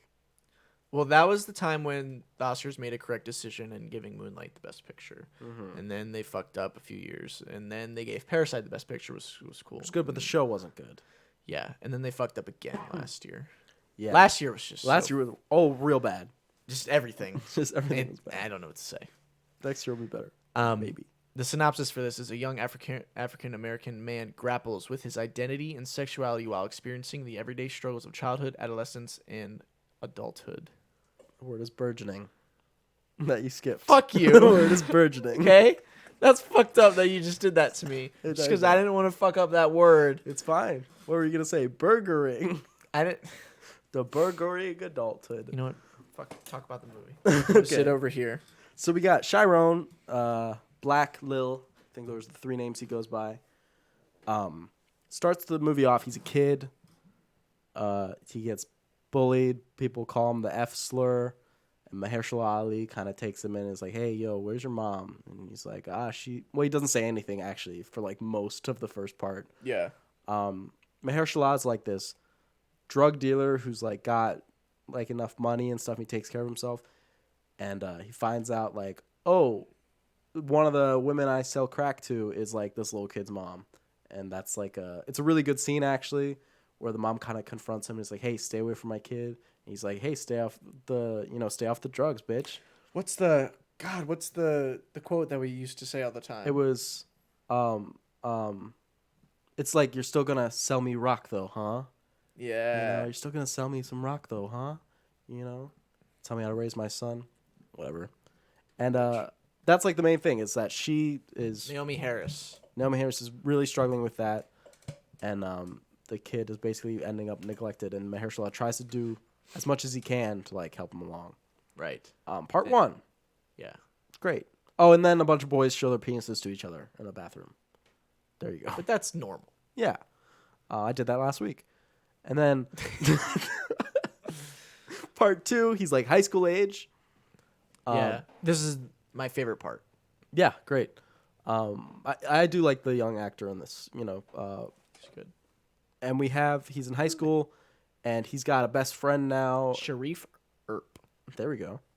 He's got a best friend now, and they hang out. And he's still, you know, he's the little, I mean, he's like a thin dude. He gets picked on. It's still that kind of guy. Yeah. But he has this experience with his, you know, best friend in high school. He has this homosexual experience on the beach, which is... Wait, I'm sorry. Not Sharif Earp. Oh, I'm sorry. It's Ashton Sanders. Ashton Sanders. I apologize. Okay. Who is... Well, it doesn't matter, I guess. They have this intimate moment on the beach together, and he kind of like, you know, really fixates on that experience and stuff because I think it was kind of a realization for him. He'd had like, you know, not hallucinations, fantasies and stuff, but he always tried to keep it down. But when it happened, everything came to the surface. And then I hate you. he gets bullied, and they're playing this like kind of sick, you know, game where his best friend now is kind of like beat him up for clout, basically. Yeah. They're like, "Are you pussy? You're gonna beat this, you know, nerd up." Except I don't think they say nerd. I think they say the F slur. And he's like, "Stay down, Chiron. Stay down." Chiron keeps getting up, and he keeps making him, you know, punch him in the face, even though they have this secret. They both know what's up, you know. Good scene. And then a great scene. The best thing ever. I freaked out. I was like, "This is the greatest movie I've ever seen in my life." When he comes back to school and he goes up to the bully, puts his bag down, picks up a chair, and just whack, smashes the fuck out of him right in the back of the bully. And yeah, police get involved, obviously, and that's the end of part 2. Yeah. Then we go to part 3. He's an adult now. Yes, part 3. He's an adult. He's doing drug stuff now, I believe. Yeah. And he is hard. He's got gold teeth. You know, he's got gold chains. He's super buff. Oh, he's absolutely jacked. Yeah, he's a monster truck. And monster truck. Yeah, and he gets a call, I think, from his high school best friend, and it just totally stops him. He's like, whoa. Hold up. And he just like gets in his car and he just goes to him, and he's like a weird distance away to just drive, you know. And he gets up, he meets with him. The best friend's like a cook now. And they just have a very long, slow scene. Very long, slow conversation. And then he's like, no man's ever touched me like you did before or since, you know? And he's like, oh. And then they like hug and kind of lay next to each other. And the movie ends. Well, and then there's like not a flashback, but there's like a scene of him standing in front of the ocean as a little boy. He looks back at the camera, and then it ends. Right. Remember that because black boys look blue in the Look moonlight. blue in the moonlight. Exactly. Mahershala teaches him to swim in the first great film. part. Great, but yeah, the third act. I think we Yeah. think third act maybe drags a little bit. I would say I remember our reaction to it was visceral when we first saw it. Yeah, we were like, the third act fucking sucks. And I think it's because Act 1 so good, Act 2 even better. Act 2 is like Act really 3 whoa. Yeah. You know, so it was very visceral when we saw it like out of the theater. Watching it, like, I think I've seen it 3 times now. Really helps when you're like ready for it, I guess. Yeah. Like I can expect it. And like the point of all the scenes and like where it ends up is good. Like the story of it, the plot of it is great. It's fantastic. Yeah, I like it's the a great choices movie. they make. But it's just like you're in the same diner and it's like just the shot composition being so similar throughout like the entire whole Just a last little act. dull. It's just like they get that door shot in there, you know? Oh, the door! I freaked. And then after that, they're like, that's all you get. Now it's mediums for the rest of the movie, you know? yeah, Could have been done a little better. But again, performances, still good. great performances, great everything.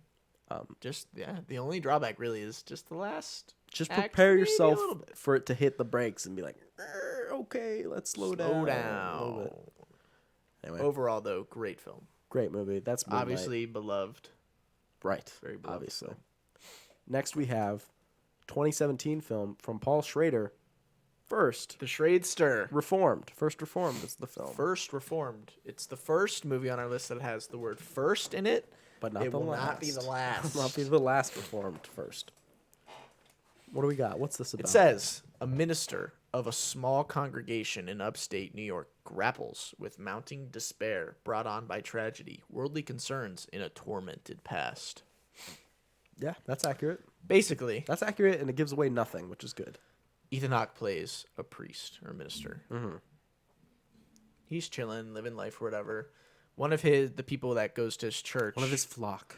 Amanda Seyfried, Yes. is like, hey, my husband It's kind of freaking. kind of having problems. I want to have a baby, but he's like, Talk to I him. hate everything about the earth. Yeah, so she's pregnant and he's like, he wants her to have an abortion because he thinks it's wrong to bring a child into this earth because of climate change. Yeah, the movie's a big, climate change is like Yeah. a big The thing. dude is like, look at this, the earth is fucked. Yeah, they're Why would I saying in the wanna next have a 25 child?" years, the earth is going to be uninhabitable, blah, blah, blah, all this stuff. And he's Yeah. like, well, that's not your decision, basically, I think is what he says. Yeah, something like that. Eventually he's like, yeah, no. Mm-hmm. Ethan Hawke's character. And then they're like, good talk. See you later. Then I think he gets a call from Amanda Seyfried, and she's like, yeah, great job with your well, no, chat." he gets invited to go out with the husband on to the park. Oh, right. And he goes to the park and he sees his husband's car and he's like doesn't see him anywhere. So he Yeah, walks walks around a little around. bit and then he sees him on Yeah. the ground because he shot himself in the face. Yeah, like with the shotgun. Like it was very And graphic. it's extremely graphic. Extremely graphic. The only graphic part of the movie. Kind of. So kind of. The only gory part of the film. Kind of. Kind of, right. Anyway, so But he's it like, is "Holy extremely fuck." like, whoa. Yeah. You put some money into this. And obviously that freaks him out and it makes him kind of rethink his whole everything. Mm-hmm. And he's like, damn, maybe climate change is real. And then Amanda Seyfried comes over and she lies on top of him for a little bit, and then they go flying they have a through Pollutionville. existential. What an amazing scene. She lies down on top of him, or he lies down on top of her. Probably she lies. on top of him. And then they green screen fly into the middle of the screen, and then it's just images of the earth and pollution and smoke rising in And the air. space. Yeah, And and- everything. And it's like, what? And they were like, that was great. Yeah, and she's like, "Thanks for talking to me." And they leave. And basically what happens is she's like, "Hey, this is really tough. Can you help me clean out all the shit?" And he's like, "Sure." He goes clean out the stuff, and he finds TNT and C4 and bombs and shit. Yeah. And he's like, "What is this all about?" So he starts reading all the shit that they left behind. And basically you're watching this minister get radicalized Yeah. To like this cause, and he ends up saying like, you know what, I'm in. He's like, I'm all in. Let's fucking do it. I'm gonna strap all this stuff to my chest and I'm gonna blow the church up. Yeah, because there's like an event that's happening at that church, and there's gonna be a lot of people there, and he's obviously gonna speak. So he straps a bomb vest to Yeah, himself, and he's like, this ready is to gonna go out get there. enough attention that people are gonna wake up about like the world. Yeah. So he gets ready to go out there, and he's like, "What the fuck? I can't do this." Mm-hmm. So then he goes back and he takes the bomb vest off, and then he grabs a bunch of barbed wire from like a fence. Yeah. And then he wraps wraps it around really himself tight around very himself. tightly, cuts himself open. He's like Yeah. bleeding and stuff. And then he puts his white robe back on, Yeah, and the I think blood there's is like seeping vestments through. or whatever it is. And you're like, what the heck is going on? Mhm. Then he takes some Drano, And he chugs he- it down. pours in a glass, and he's like, all right, Here let's we do go. it. And he picks it up, and he's about to drink. Ooh, he stops. He looks to the right. Mhm. Amanda Seyfried's character standing there. Mhm. He drops it to the floor. They walk to each other. They make out hardcore. Does he really not drink any of it? Mm-mm. He Okay. just drops it. Okay. They make out hardcore for Cut to like black. 20 seconds, and it just cuts to black. Movie over. Movie ends, and you're like, wow. Yeah. So Honestly, an amazing ending. It is- I was so happy the first time. I did really like the ending, even though I don't love the movie overall. I did think the ending was great. Obviously, like the prevailing theory is, oh, he drank the Drano, And that's his last thought. and his last thought, because it cuts so abruptly that it's like, oh, that makes sense, Mm-hmm. you know. And I definitely ascribe to that because I think that's a cool ending. Yeah, very cool. I guess, I don't know, maybe some of the things I just didn't like about the film were like unavoidable things about the film, because I wish that I thought of the other characters as people. I didn't see Amanda Seyfried and her husband as like people. You know, they're just like props. But I get that part of this radicalization of Ethan Hawke's character is his isolation from everybody. Mm-hmm. Nobody understands what he's going through because, you know, he has to be abstinent. He has to like do all these godly things, and it's just like he's alone. Yeah. You know, I think that's what made him susceptible.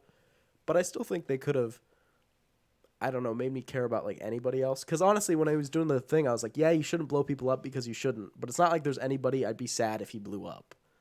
Right. You know, I was like, yeah, I'd be like, it's a tragedy, but like, it's not like it's like, oh, Amanda Seyfried's character. No, it's like whatever. Yeah. But that seemed like it was a specific choice to be like, yeah, it's him because he's isolated. Yeah. You know. Do I think the movie would have been, or like the message of that would have been worse if they would have developed other people more? I don't know. Maybe. I don't see that movie, so it's hard to tell. But I remember just because I didn't find Ethan Hawke likable, that I was left kind of feeling like good. Right. You know, I don't know. But he does turn in an incredible performance. Oh yeah, Should have been nominated. I He think wasn't. again, and also I think the only like great performance. You know, Amanda Seyfried. Yeah. didn't Well, I get mean, much it's to do. basically he's the only person in the Right. movie. Basically, there's like Yeah. Amanda Seyfried's in the movie. There but were not like a the lot. church people though, and I remember thinking they were like bad actors.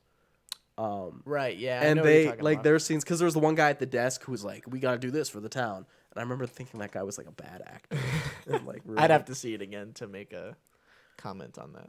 And even the boyfriend, I was like, "Yeah, okay." Yeah, but he's not in the film No. very long. Yeah, luckily. What did you like about the movie?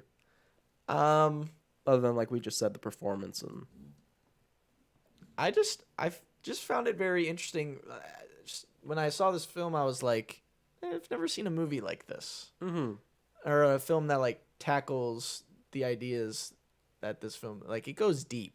yeah, It's not even really like a movie. It's more kind of like a.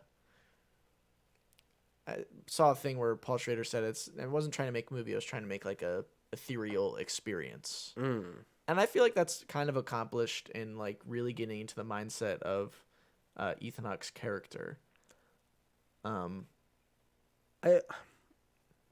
almost disagree? wish. Well, even though I'm kind of just moving on to a different point. Even though I don't know if climate change is like the thesis of this movie, because I saw it more as, like I said, just the ability of people who are isolated to be radicalized. Is Yeah. what I saw as like the message of the movie. The climate change stuff is really in your face. Yeah. because they literally just say it and like quote stuff, and then there's like, you know, the montage of just all the footage, Mm. and I remember that making me feel weird, just like it again. I guess Oh, it's you don't just believe something. in climate change? Well, no, of course not. I have a cup of ice right here. It was just snowing earlier It today. was just snowing. How the Climate fuck could the change. Earth be getting hotter if it's snowing? Exactly. These stupid people. Oh my god. God, fucking idiots. But no, I just thought it was an interesting choice to have it be like so in your face.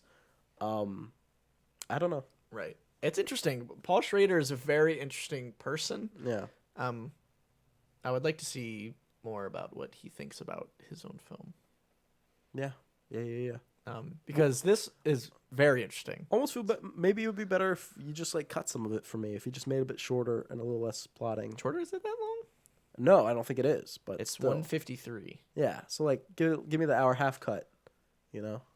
Okay, I could get on this. Because to be honest, Again, not bad. I guess yeah, a lot of the things with like Think about the things you people- remember. You know, it's Yeah, like it's these not key that, scenes. right. And then, yeah. Probably have to agree with you. So the gradual obviously change is good, but you know, is what it is. Very interesting film. Not for everybody. I do not dislike the film.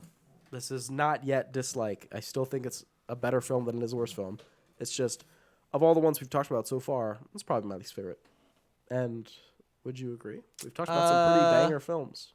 I think I like this more than The Lobster, but I Okay. still like The Lobster a lot. Good. Well, luckily, we have another film coming in 2018. Lean on Pete from Andrew Haig. Do you know how to say his name? No. Okay. Well, I think it's just hay. Hey. Haigh. Which is funny because hay It's for is horses. for horses. This movie's about a horse. Just Is kidding. it? It's not about a horse. No, it's not about a But a horse at horse all. is in it. And the name of the film is the name of the horse. Yes. Lean on Pete. This film follows what's A the name? teenager? It says a teenager gets a summer job working for a horse trainer and befriends the fading racehorse Lean on Pete. That is right. So we have Charlie Charlie, as like this 15, 16-year-old kid. very young kid. Movie starts, it's like he goes for a run, he comes home, and his dad has like some woman over, and they cook breakfast, and you find out that his dad's single, they're poor, and Bad home life. and his dad loves him. Is important. Yeah. And so he just goes for a run, and then Steve Buscemi's there. He's like, "Hey, you want to make $20?"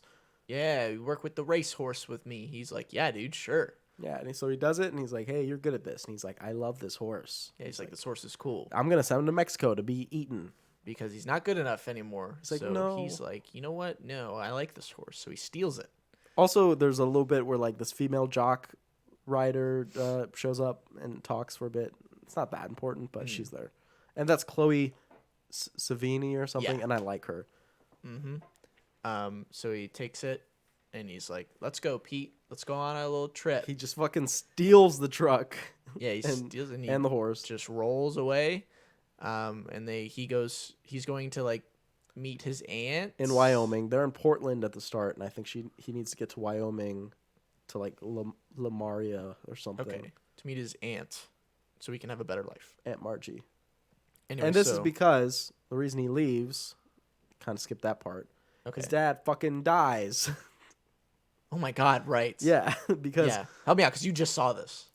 because that woman that he was sleeping with was married, and the husband comes and is like, "Hey, fucker," and pushes him out a window. Right.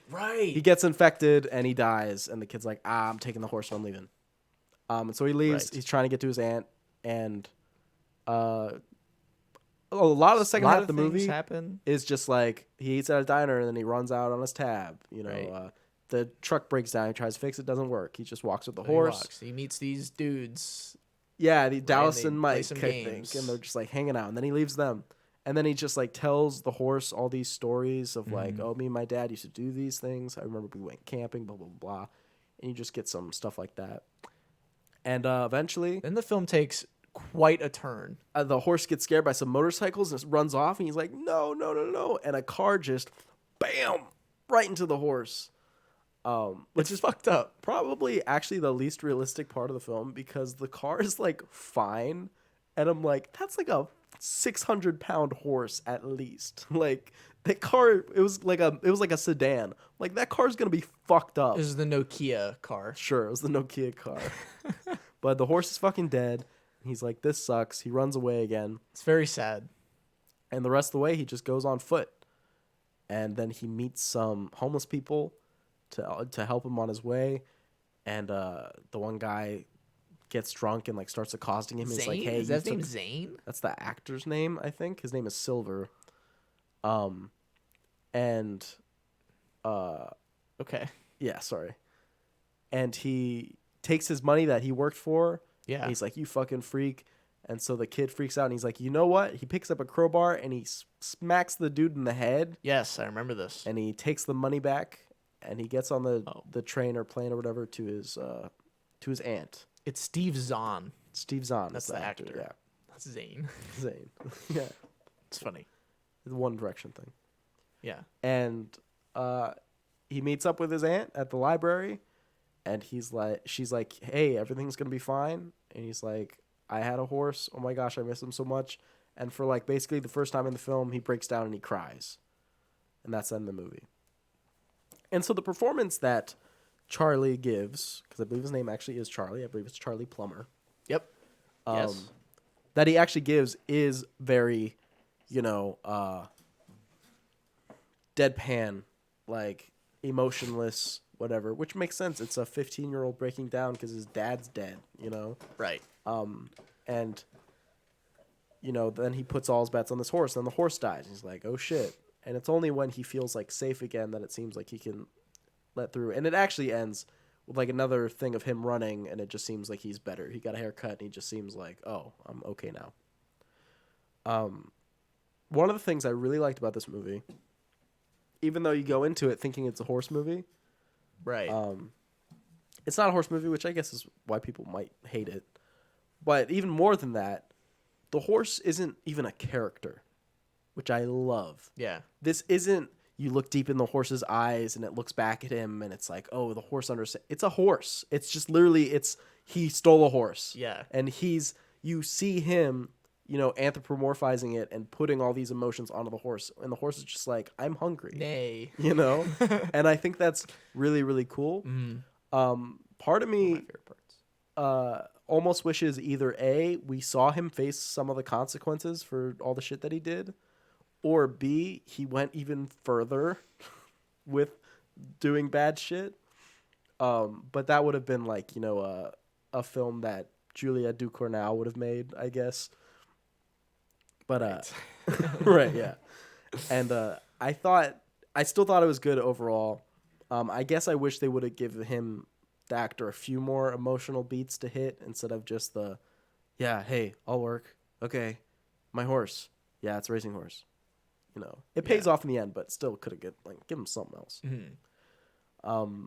But yeah, I really liked it. I just watched this one the past 2 weeks because I saw it when it came out. Wow. I was on top of that shit. I remember specifically, tell me if you had this experience. I remember specifically there's a shot in the film early, where this is how I remember it. I thought it looked like he is sitting inside of his house and he's looking out the window across the street at another house, and somebody goes to like open the door and like walk outside of their house, but actually it was from the inside of the house, him looking out, but the window wasn't what was outside. It was like reflected behind him, and the door was like his dad like coming in behind him. I don't remember that at all.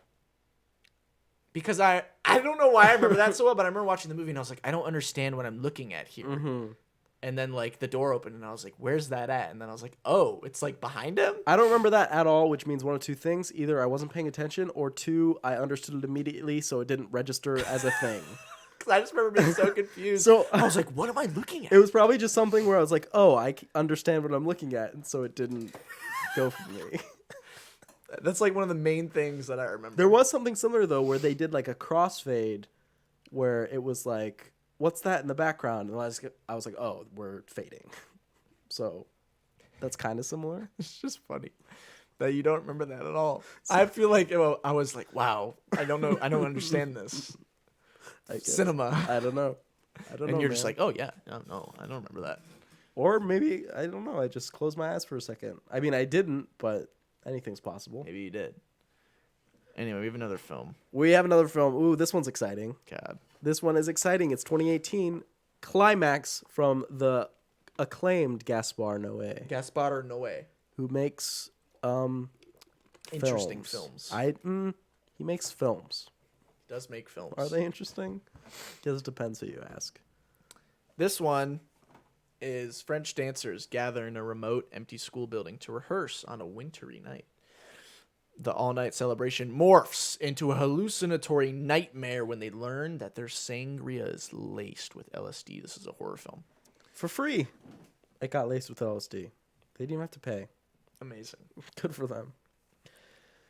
This movie sucks. I hate this movie. This movie we were so hyped to see this movie because I remember everyone was talking it up at Everyone the was time. like, this movie fucking rocked. This The movie's trailer great. was cool. It's the best movie ever. You've never seen a movie like it. Well, you haven't, to be fair. right. In its This defense. movie is very singular. I'll give it that. And everyone was like, "Oh, it's so good. Oh, there's gonna be a sequence that'll blow your mind." Blah blah blah. And then we saw it, and It ended, and we were both like, what the fuck? we're like, "Really? This is the one that everyone's like, wow." Fun fact about this movie: tell me on a scale of 0 to 10 how much you believe this. 10 being very believable, 0 being not believable at all. Okay. The script for this movie was 1 page long. I believe that. 10 out of 10. I know, right? It's like, yeah, obviously. Have you seen the movie? Right. So this movie was basically, he got a bunch of dancers into a room and he just said, do things. And then he filmed them. And that was like it. He said, hey, do things. Also, you're going to be on LSD. So like, just act it out. And he didn't choreograph anything. He didn't, or I think there was the first dance, which actually was a cool sequence, if you remember. First dance is very cool. Because it actually is like their troops dance that they do. Right, but it's not like, it's just like a cool dance. It's Yeah, not like anything. the movie itself isn't really doing anything. It's just a cool dance. just a cool If dance the that movie they people film. did the dance, then it's good. But whatever, they are professional dancers before they're even actors. Yeah. And then the rest of the movie, who's like, okay, I'm gonna film you for 30 minutes, just like have a conversation. And then he just did this like over and over, and then he cut a movie. But at the last 15 minutes, he flipped the camera upside down. So, The camera went upside down, and everyone was like, holy shit, this oh my is gosh, cinema. this is the best No movie one's ever ever. done this. this is so. Oh my gosh, it's just one take and it's all upside down. Oh my god! But when you take the fact that it's like none of this is planned out, and it's just whatever they wanted to do. Is it? And it's not like personally, I watched it and I was like, oh, this isn't that impressive. That's kind of weird. And then I found out later that he was just like, yeah, they just did whatever dance they wanted to. I was like, oh yeah, that was kind of evident by how stupid it looked Yeah. to me. Yeah. to No, me. I agree. Because people still sing this movie's praises. I don't know. And there's just a lot of like yelling. A lot all of the time. gross sex talk, you know. The one dude's just like trying to fuck like every person in the room, and he just goes around, wanna fuck. Someone brought their child to this, and they like Yes. lock the child In an electrical closet with sparking wires in it. and the child dies. Yes, in quite a few there. people die. Some people just like, I guess, like seizure. I think one person got like stabbed to death. Yeah, because they all end up like freaking out. 'Cause Yeah. they're like, oh, we're tripping hard, man. And then they're like, let's leave, and they're like, no. Right, yeah. They're like, oh, let's just leave. No, can't do that. And then it's revealed that Brienne of Tarth Brienne of Tarth. was the person behind it all. It's not actually Gwendolyn Christie. It's just like a weird Gwendolyn Christie lookalike, kind of. Crazy. It's not that crazy. It's like a really skinny Gwendolyn Christie, but the head shape is there. And she's like, yeah, she laced it. Which is actually like, that was probably the two things that were written in the script, was the fact that she did it, probably, you know? Right.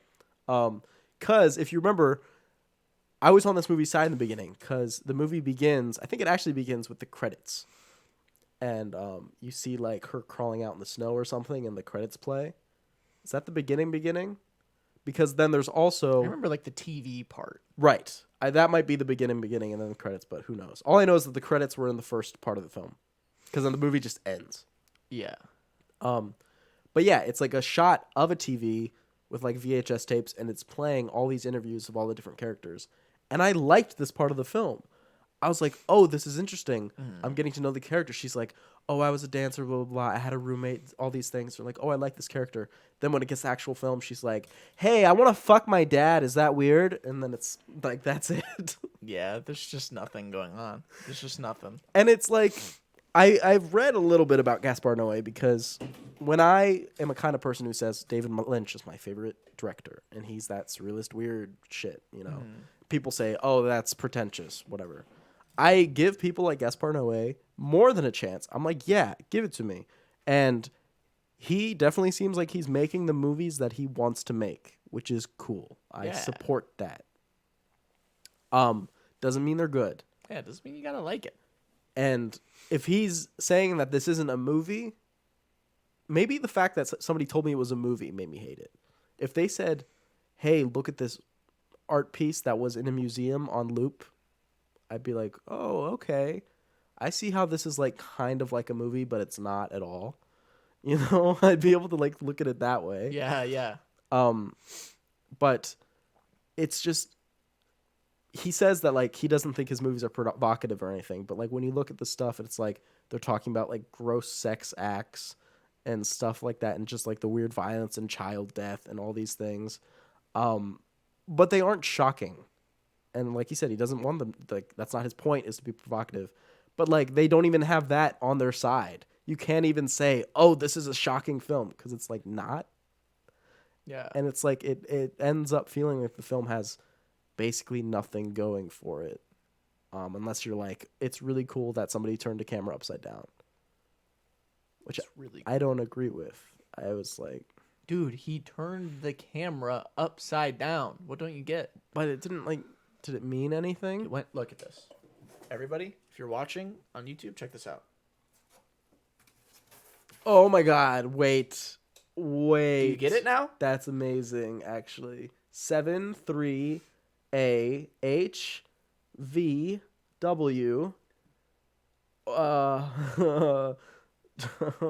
something D-A and then something. Now you understand. Decipher that, guys. In Climax. conclusion, Climax is an amazing film. Disappointing film is all I'll say. I will still... I need to check out his other films, like he did Vortex with Dario Argento. I don't think I've seen any The of his other Vortex. films. And I want to see that, and, you know, maybe I'll come to a conclusion then. I don't know. Listen, we talked about how bad Climax was. Oh, it's so bad. But I would argue that there's a film that's even worse than that. What? Not one that came out a year later. What? In 2018? 19. God, that was only 2 years ago this came out? It feels like Crazy. 20 years ago. It does. Movie called Waves, which people also loved. From Trey Edward Schultz. Now listen, you were just talking about pretentious. Mm-hmm. This film is pretentious. This film feels like they saw Moonlight and they're like, I got one better. There's to me. This movie's nauseating. Oh, it's bad. There's a part where they're like driving in a car. I remember this vividly. Yeah. And the camera is like, it's like he put the camera on the top from Inception and was like, spin it. And the camera's just like helicoptering around the car. And they're like, oh, dude. Oh, it's great. And I was like, felt like I was going to throw up watching the film. What is this movie about?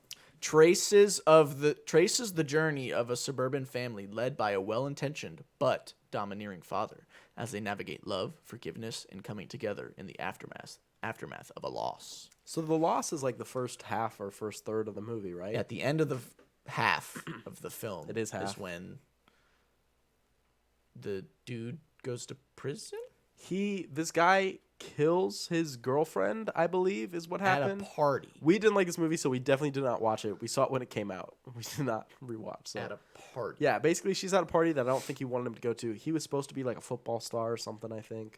Yeah. And he came from like a nice family because I remember him and his dad would like work out and shit. And he was like, "Yeah, you're gonna go far." And then he corners her in the party. And he's like, "I love you, bitch. I ain't never gonna stop loving you, bitch." And then he like pushes her down some steps or something, and she like dies. Yeah. And he freaks out, runs away. Cops get him, jail. I believe. And then the second half of the movie is about his sister. It's about his sister like dealing with loss. And I mean, that's kind of a similar thing you're seeing with Room. First half of the movie is this. Second half of the movie is dealing Right. with it. But the second half of this movie is boring. I mean, guys, I don't know if I've talked about it before, but I've got kind of a weird thing against Lucas Hedges. oh my! I forgot he was in this movie. Yeah. God, he sucks. Okay, I'm glad I'm not the only one. No, I'm not against Lucas Hedges, but he sucks in this movie. This one, yeah. I've always been anti-Lucas Hedges. You are very against Ever him. since Manchester by the Sea, which was like the first thing I saw him in, I was just like, this kid's just not it. It's just not it. I mean, probably because then there was Honey Boy too, and I was like, ugh, Shia, save me. Shia, save me. But then Noah Jupe did, so it's okay. Jupe. The Jupe Meister. And yeah, so she like gets in, or she starts dating him, right? And then he's got like a dad's that's dying, and they go see his dying dad, and then, I don't remember. I literally don't remember the second half. I remember eventually the father, played by Sterling K. Brown, and the daughter sit on a bench. Yeah. And, like, have a conversation. And that's like near the end, I believe. Yeah, it's like the end of the movie. Yeah. Waves. I don't remember because it's boring. It is. It's really boring. It's really long. And then like the Lucas Hedges character comes in, and it feels like a total just tangent. Yeah, like what? Let's focus on this guy's character for a while. And obviously it's supposed to be like, oh, she's like a caring girlfriend or something, but it just does not work for me. It worked for plenty of other people. It's like, we're not going to talk about it, but it's similar to how we felt to If Beale Street Could Talk, which was around a similar time. Oh. Where we were like, not it, but people loved it. Yeah. But maybe for another time. Waves. So bad that we, at least Climax we remember. Climax, we remembered what happened. Waves? Not so much. Okay, well. Our last film. Our last film is, First. Cow. 191st cows. We have from Kelly Reichardt. Kelly Reichardt. I think it's like her only PG-13 movie or something. I saw that in the. Is this PG-13? It's not even just PG. In the trivia when I was watching it. PG-13. No, the way he talks to that cow, no way. And he's like, "Yeah, girl, give me that milk." Wait, what's sorry the PG-13 part of this movie? I don't know. Maybe when they shoot at him with guns or something, or when their dead bodies are in the ground. Could be that. Did you see this movie or did you watch it for now? I just watched it a few days ago. Okay, sweet. So we're on the same page for this one. First cow. The first of the animal trilogy. Yes. Followed by pig and then wrapped up with lamb. Lamb. Yes. A skilled cook has traveled west and joined a group of fur trappers in Oregon, though he only finds true connection with a Chinese immigrant also seeking his fortune. Soon, the two collaborate on a successful business. She got Cookie. Cookie's the guy. I think he's a really cute guy. I want to say something. I very much enjoyed this movie. That was really great. Okay. I will go so far to say that this is the best movie about friendship since The Shawshank Redemption. Wow, that's pretty deep. Shawshank's had the crown for a long time. I still think it does. Mm-hmm. But man, this movie made me feel. Okay. I was feeling it. I kind of just wish the movie got to the point a little bit quicker. The point literally just being them meeting back up again, because it felt like there was a long swath of Cookie just being alone. And I was like... After they run away? Yeah. Wait, what? After they run away? Who? No, I mean at the beginning. Because the beginning they're a fur trapper and they're like, Cookie, you're fucking useless. Oh. Then he's like, can I have a place to sleep? And he's like, sure. And then there's like 12 more scenes of Cookie, I hate you and I'm going to kill you the next time I see you. And then he sees him again. And then he sees him. And then even then, it's a while until they're like, let's bake stuff. Yeah. Because that's when I really, really got into the movie. When they were like, Gotcha. let's bake this shit. We got to steal the milk from the cow and do all this stuff. That's when I was like, oh, yeah, I'm really with it. Yeah. But I was remembering when I watched the first half, and I was like, where's the movie going? I don't really... I can understand that. You know? But when it got going, I was like, yeah, this is it. This is totally cool. Yeah, steal that milk. Yeah. Milk that cow. And he's talking to the cow. Yeah, he's baby like, girl. I'm sorry about your husband, but you're in a good place now. Ooh, you got a lot of milk, don't you? That's literally what he said. He says shit like that. It's so weird. It is weird. Um, So basically, they steal milk. So it's the first cow finally comes over to Oregon, yes. and the big rich guy of the town has it, and they go and they steal the milk from it so they can make their little Cakes, biscuits, yeah. cake things, Oily cakes. oily cakes. And they sell them, and they're gonna make enough money so they can leave and go live in San Francisco. Yeah, and build a hotel. Very cool. Love it. They do that for a while. People love their cake. And to be honest, they look really good. They got the honey drizzle and a little bit of cinnamon on top. They look pretty good. Yeah. Eventually, the big rich town guy wants one. Hey, yeah, he's like, give me He's one. like- How much? He's like, oh man, this tastes familiar. It's taste of London. Oi, governor. Oi, governor, how could this be? This tastes like London. London. Yeah. And he's like, you know what? I want you to bake a cake for me No. and my general. That's not what he says. For my general. No. He says, I want you to bake a clafouti. Whatever. I don't know what it is. It's a cake. He wants him to bake a cake with blueberries in it. Yeah. So he does it. Which they don't even eat on film, and that drove me absolutely nuts. He cooked it. He's like, here it is. And he's like, oh, cool. But it makes sense Um, for the movie. and so he's there with the dude, and the dude's like, hey, you want to see my cow? And they're like, oh, Sure. that's like the cow that we And the cow's like, I love you. yeah, the I cow love like you. turns and like likes Cookie a lot. Yeah. And Cookie's like, oh. And they're all, and then they just start laughing. And Everybody. he's like, well, yeah, she's a shitty cow though. She doesn't give me any milk. Yeah. Yeah. He's like, they don't give us any milk. And they're like, just kind of like, yeah, okay. Anyway, so then the film continues and they go back to get some more milk. But one of the rich dudes, like servant people, Here's them rummaging Here's out something. because one of them's a lookout, the Chinese man, and King Lu. the tree Tree. branch snaps. So the guy's like, "What was that?" And they're like, "Oh my God, they're stealing the milk." They all go after him with their guns, and they figure out they're like Figowitz. It They was run away. Cookie Also, Figowitz. listen. I know, like, they're freaking out because they're gonna get murdered. Yes. If they get them, but like, you couldn't have grabbed the bucket that had the milk in it. What use would that have done? They wouldn't have seen it. But they already know that two people are out there. Yeah, but that doesn't mean that they. At first, he's like, "We're being attacked." Yeah. So if he just like grabbed the bucket and the chair and like ran away and like threw it somewhere, maybe they wouldn't have found it. I And been suppose. like, "Oh, they stole the milk. That's why the cow is a bad producer."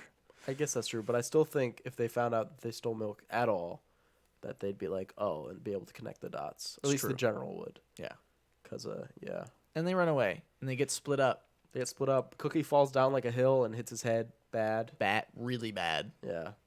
And then King Lu kind of hides around. He gets their money back. They're hunting him.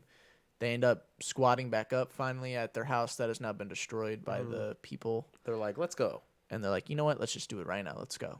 And then he's like, wait, I'm really tired first. Let's lay down. And he says, okay. And the movie's over.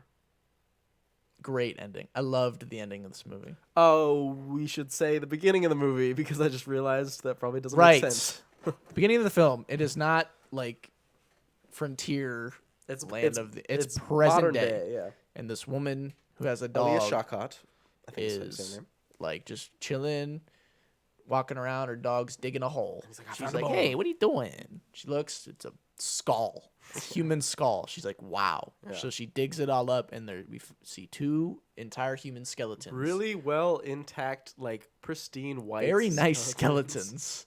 They're right next to each other. And you're Which like, makes me "Okay, think interesting." that, because technically, there's no way to. Honestly, it doesn't make sense for it to be those two. There. Doesn't make sense. Okay. I mean, does it? That it be their two skeletons? It doesn't. That doesn't make sense. Why? Because why would the one guy die? He just lets himself die, or do you think they just got found because he waited for him? They and killed just- him in their sleep. Okay, I guess that you could say that too. If it was probably that one guy because I do actually think they died. But I just mean because of the quality. Yeah, of of course they died. Because of the What quality do you of the mean? skeletons. Hold on. There's no think. They died. Well, no, there's no confirmation. There's no confirmation. You don't see them die. But you see their dead bodies. You don't. How do you? oh, you can recognize their bone structure and be Yeah. like, oh, that's his cheekbones. Okay, the film is telling you that they're dead. But it doesn't say that specifically. I'm saying that if they really were from that time. So you want a title card at the end of the film where they're like, by the way, if you didn't get the end of the movie, they died right here in the spot. That's why we had that first scene. Because those were their dead bodies next to each other. See how they're laying together I'm at the saying end that of the film? skeletons could not be that good condition if they were that old. It's a fucking movie. I don't know what to It's say. it's an irresponsible movie. Sure, with that's its one. That's a depiction. flaw. Sure. That'd be like saying, maybe the skeletons would be a little more roughed up. I'm just saying they could do a second movie and they could be like, oh, the oily cake. This is where they're going to build the oily cake industry. And it's like, yeah, these great-great-grandfathers settled it in San Francisco. And then it's like they got to solve the murder of Why are these you two nitpicking bodies. this film? What do you have against First It's Cow? not a nitpick. I'm just saying that I think it's kind of cool that they don't do it because you Don't do what? Don't show them dying because you can also say they lived happily ever after. You don't have to be like, oh yeah, then they died and it's sad. You can just be like, oh, they got away and that's totally unrelated. I disagree. Okay, well, yours is sadder then. I think it's very evident that that moment is the last moment they share together as they both fall asleep and die. Yeah. It is supposed to be sad. I don't like I that disagree ending. with your take. That's okay if you don't like it. But you saying that they're alive is wrong. That's not true. That is not true. It's like saying that Ajax from Eternals is just alive And instead you of being think dead. Tony lives at the end of The Sopranos, so you're wrong, says David Chase. Huh? Tony, if he said he died, then he died. But I didn't. He didn't say that before I've watched the show. Right, but now you have. So he's dead. Yeah. Even though the article you read, he never says that he died. Yes, he does. He said he dies, but I didn't show it because I was mad at people wanting to see him die. You didn't read the article that I didn't send you that we both saw. And You didn't read the article that I didn't send you. because you said you saw the article, and then I said this is what happens in the article, and then you said no because somebody else said that it didn't say it. You don't have to show me the article, but that's fine. Yeah. If that's what he says, then okay, Tony dies. What I'm saying is that it's not the point because I think that one makes it a worse ending, and I think this too makes it a worse ending if you just say, "Oh yeah, it's definitely them and they died." It is. I think if we called up, I'll call up Kelly right now. Kelly Reichardt. Let me call up Kelly. Yeah.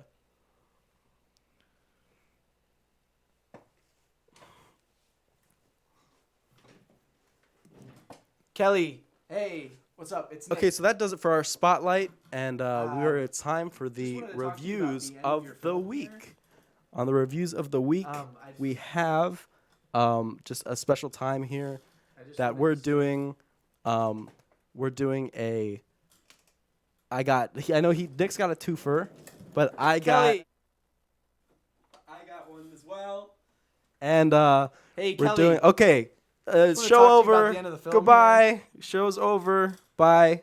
I wanted to ask I will end the show. if you thought I will end it. We won't get to our big about surprise. the film, We won't get First to. Cow. I swear to God, I will turn off my computer. but we still have 2 more segments. But then you better hang up on Kelly. Kelly, I'll call you back at a later date. Okay, there you go. Turn my mic back on. It is. Here we go. What do you got? Since you got a twofer. For what? My reviews of the week? Yeah. I mean, unless you had anything you wanted to say about A24 in general. They're cool. They make cool movies. They definitely have a vibe going on for them. I mean, you can see some of these things even share certain ideas in them, like magical animals. Okay, here's my review. My review is actually a text from Kelly Reichardt that says that they're dead at the end. Okay, gotcha. She texted me. Yeah. Okay, I have 2 here. One gives it away, so I'll give it the one that doesn't give it away. I actually had the exact same experience at the Cupcake concert on Monday. Climax. Right? That's correct. Okay. That's correct. Okay, but here's the one that I liked because I was like, I agree. Okay. Of course, Gaspar Noé makes a 90-minute film feel dragged out as fuck. Right. Okay. Mine says watching this was the most miserable experience I've ever had. I will never forgive Reddit for convincing me it was good. Genuinely the worst movie I've ever seen. You can try and convince me why seeing models and dancers try to act and perform something as worthwhile, Oh. but I'm too busy trying to get your head out of your We ass. picked the same movie. We did, because of course. Of course, it has the best reviews. Because Climax is just... Quite a film. have you seen all the ones that are like 5-star and they're like, oh my god, a transformative blah blah blah blah. Yeah.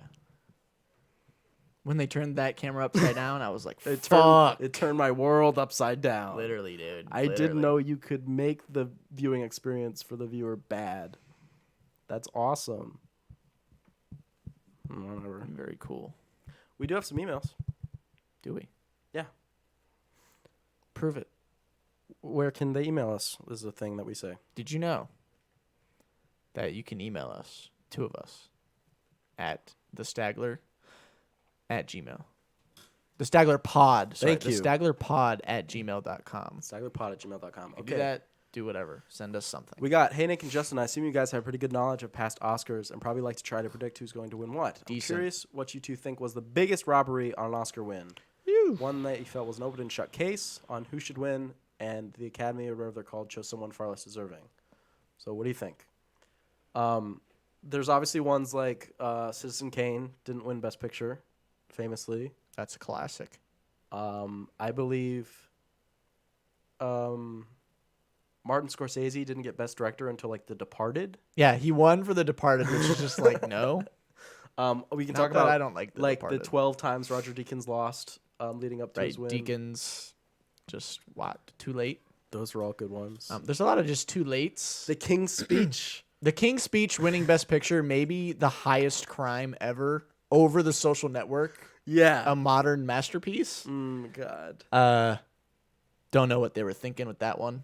That was like an incredibly In recent terrible memory, moment. that's like got to be the worst one. That was awful. I know a big one is when Gwyneth Paltrow won for Shakespeare in Love. I couldn't tell you who she won over, but I remember that was like a big deal. Shakespeare in Love. No, I don't remember. It was 99, I think. Okay. Well. I just remember that. Yeah. What the heck? Pulp Fiction just like not getting nominated really. Forrest Gump beat like Shawshank and Saving Private Ryan, I believe. And was Pulp Fiction the Best Picture nom? I don't know. I don't know. Anyway, Forrest Gump as a movie. It's not a bad movie, but just like, come on. Yeah. I don't think it aged well either, but we talked about that on our Tom Hanks episode, I believe. Yeah. Also, if you could add one more category for an Oscar, what would either of you pick? I pick voice actors. Unsung Heroes, a lot of great animated movies. I don't agree with voice actors for Oscars. What do you mean by that? I mean that stunts. I mean, I agree with you that stunt coordination should be added, but you don't think voice actors deserve recognition for that? I don't know. Wouldn't that just turn into Best Animated Picture again, and Pixar would just take another prize? But at least 5 people would get to be nominated and recognized for their work. That's true. But I feel like the animated picture category covers that to me. Also, I think the Academy should stop being fucking babies and start actually like seeing animated films as good cinema, as good films, and actually just nominate a voice actor for Best Actor or Actress. Could do that. How cool too. would that be? That would be wild. Maybe that's why, because then you could have a moment like that instead of having them. You're forced in the literally the last time in the past like 25 years there's been 2. Obviously animated movies have only been around for so long. In the past like 25 years only 2 animated movies ever have been nominated for like the actual Best Picture. That's Toy Story, the original Toy Story, and Up. Correct me if I'm wrong. Maybe Toy Story 3.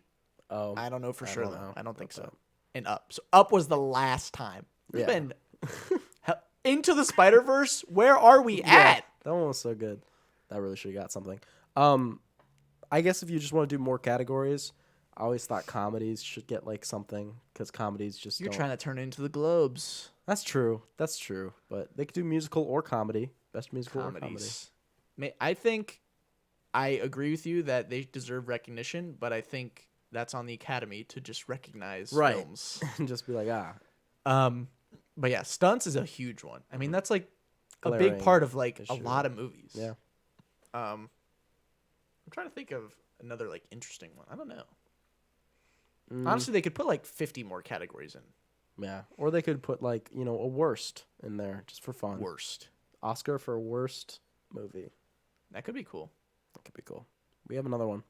Okay. It says, bad casts. Hey guys, I knew you guys had a good laugh over the Mario movie castings, and as hilarious as it was, I'm super curious how it'll turn out, so I guess the casting wasn't that bad. I also think Jack Black and Keegan-Michael Key will do great. But I'm sure most people are flabbergasted and think they will perform awfully or completely change what we view as the characters. So my question is, what do you guys think are some of the worst castings ever, TV or movies? Worst castings ever. The first thing that came to my mind, Okay. unfortunately, Okay. is Cats. Okay. The film Cats What about you? with Taylor Swift. Thought the casting was bad? That was what was bad about the movie? Well, there's a lot of things, but Okay. Taylor Swift as a cat, Mm-hmm. and James Corden as a cat, and Idris Elba, right, Yeah. as a cat, Judi Dench. as a cat. Yeah. No, that whole film is just a miss. So I would say that too. What about like Antonio Banderas? As a cat, is he in the Cats No, movie? but if he was. No one should So be a you cat. hate Puss in Boots. You motherfucker. No, it's different. That's an animated film. Great film. Cats is pretty like it's 90% there. Worst castings ever. Yeah. That is an interesting one to think about. And actually a little tough off the top of your head, honestly. Yeah, I'd have to think about this one for a while. We could just Google it and see what they say. So we have an answer about something, What does Google have to say? Worst castings ever. 25 of the worst casting choices of all Yeah, why time. not? Let's get it. Emma Stone in Aloha. Sure. I don't know what that is. Kevin Costner in Robin Hood. Haven't seen. Gary Oldman in Oh my God. Toes. Yeah, he plays Jesus he plays a Christ. little person. Yes, that's not good. That's not good at all. Not good. Mm-mm. Very bad. I mean, I could Wow. say a really, really, like, one that no one's going to understand because I don't even know the name of the actors, but I saw A Good Woman Is Hard to Find, and there's, like, this gang boss leader in that one, and I thought he was just the worst pick you could possibly get for, like, a gang leader. Okay. Cameron Diaz in Gangs of New York. What? No, come on. This one says Jake Gyllenhaal and Prince of Persia? That's not. Who are you going to pick? No, that's not right. That's not right. He was good. I loved him in that. Colin Hanks in Dexter. Hmm. ScarJo and Ghost in the Shell. That's That's a really good one. That is a good pick. We should have thought of that one. That was too. terrible. Not great for everyone involved. Keanu Reeves in Bram Stoker's Dracula. Casting mistake. Keanu Reeves accent. Okay. That's Well, funny. something like that I can understand. Denise Richards in The World Is Not Enough. It's never wrong to cast Denise Richards. The world is not If you ask enough. me. Whatever. Vince Vaughn in True Detective. I feel like that's mean. I didn't know he was. Sofia Coppola. And That's mean, Godfather too. Part 3 also very mean. That's also mean. Oh, Casting mistake. Hiring a family member. What? Francis Ford Coppola lost for Best Director for The Godfather. He didn't win Best Director. Wow. Even though it won like Best Picture, Best Writing, whatever. That's a moment in So history. there you go. And I want to say like something stupid one that like nobody remembers. I'm sure. That's how it always happens. Yeah. That's how it always happens. Anyway. Johnny Depp? Well, What? because isn't he playing an American? Oh, Yeah, right. Native American Right. character, so- I didn't remember what the Lone Ranger was Yeah. because I never saw it and I didn't really know what it was about. Yeah, Yeah, that's yeah, fucked yeah. up. Russell Crowe and Oh, Les Mis. I don't agree with that. You seen Les Mis? Yes.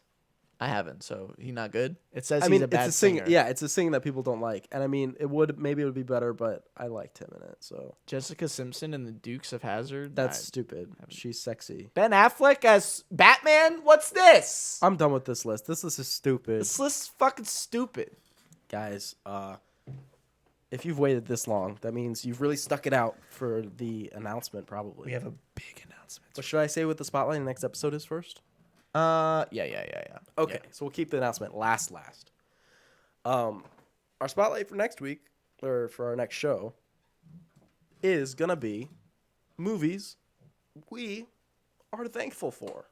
Because we're coming up on Thanksgiving. It'll be after Thanksgiving. How sweet is that? So we're gonna give thanks to some movies, maybe some movie makers, just whatever, just things we were good for. Maybe we saw them at a really important part of our lives, like growing up. Maybe it helped us or whatever.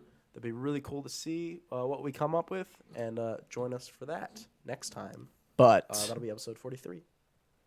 big news incoming. Big news incoming. Really big news. Guys. Bum. Bum, bum. Bum, bum. Bum, bum. Bum, bum. Bum, bum. He doesn't know the theme song yet. I'm not good at it. I knew what you were doing. If you are an eagle-eyed viewer of the YouTube video, you will see that I've placed a clue in front of me for this episode. I have a coffee cup that says, "I am Dougie's Coffee." Wow. So if you're still out of the loop, Nick has started watching Twin Peaks. He has seen the first 2 episodes, which is the pilot and episode 1. Interesting. Just in case you're a person who would get confused by that.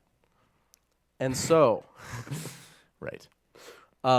This is huge. As you guys know, Twin Peaks is like basically my favorite TV show. We are announcing a brand new podcast.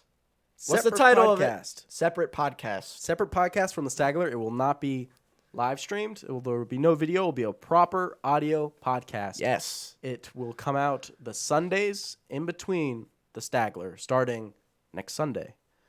What? What's it called? It is called I'm Going to Dream Tonight. A Twin Peaks podcast. There you have it. Presented by the Stagler. By the Stagler, of course. What? Of course. So this will still be the main show. Obviously. But we thought, since I've seen the show a bunch, he's a newbie. Instead of gunking up the show with how much I'm going to want to talk about Twin Peaks, let's just do our own separate show. This, I shall also, I guess, announce now, is all leading up to our 50th episode of the Stagler. Right. We're planning ahead. Which is going to be our episode on David Lynch. Which is important because, Nick, this is the first David Lynch shit he's seen. Except for Dune. Except for Dune. Which is fine because we probably won't even talk about Dune on that episode at all. Right.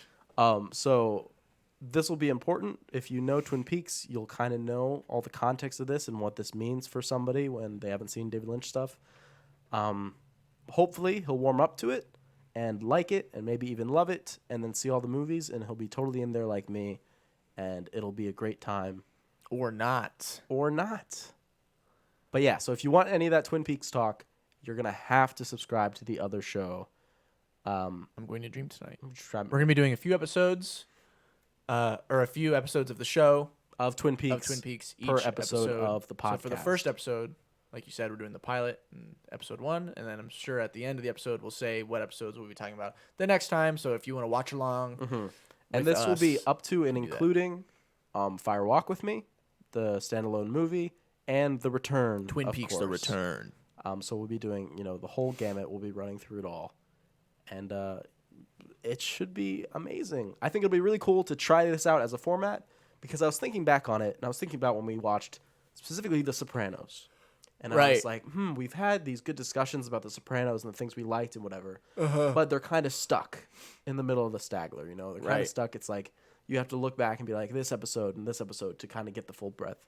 So I think this could be even something that we continue moving on if we watch a show or rewatch a different show for us to make our own separate podcast dedicated to it. There's already like a million Twin Peaks podcasts out there. But we're going to be the best one. But we're going to be the best one, I guess. He just said very boldly. It'll be interesting. If you haven't seen it, it's a perfect opportunity to watch along. You can watch along for the first time with me. Yeah, it'll be great. We can experience it together. And I can just be over here and just kind of... I know what's going to happen. I know what's going to happen. I do know what's going to happen. And it's going to be awesome. And I'm very excited. Yeah, we might give slight updates on the Stagler maybe, where we're at, just so you guys will know on the show. Maybe we'll say like, we're going to plug it. What's going on? We'll plug. We'll definitely plug. Well, listen to our other podcast, damn it. Yeah, guys, it'll be shorter. Yeah, it's not going to be long like the Stagler. Stagler's a whole ordeal. We're looking like, I'm hoping it'll be like an hour max for these episodes. Yeah, maximum hour episode. Nothing past that. Unless like the final episode or if we really get into something a little bit over. But under an hour. 30 minutes to an hour is kind of the sweet If spot. I I'm think that the hoping for. Douglas firs don't smell good, and you think that they do smell good, we can get into a big debate about that. That'll be like a 4-hour show, but we'll figure it out. Yeah. Okay, guys. Thanks for sticking around to hear that news. Yes. We do hope you join us for all that and all that fun. We would love to see you there. But that'll be coming out this Sunday. It's not out right now, so if you look it up right now after you're watching it live, you won't see anything. But soon enough, it'll be out there and it'll be in the world. And you can listen to us talk about Twin my Peaks. favorite show ever. Let's just say it, the best show ever made. Oh, bold. I mean, it's up there for sure. Okay, guys. Thanks for listening. This has been The Stagler.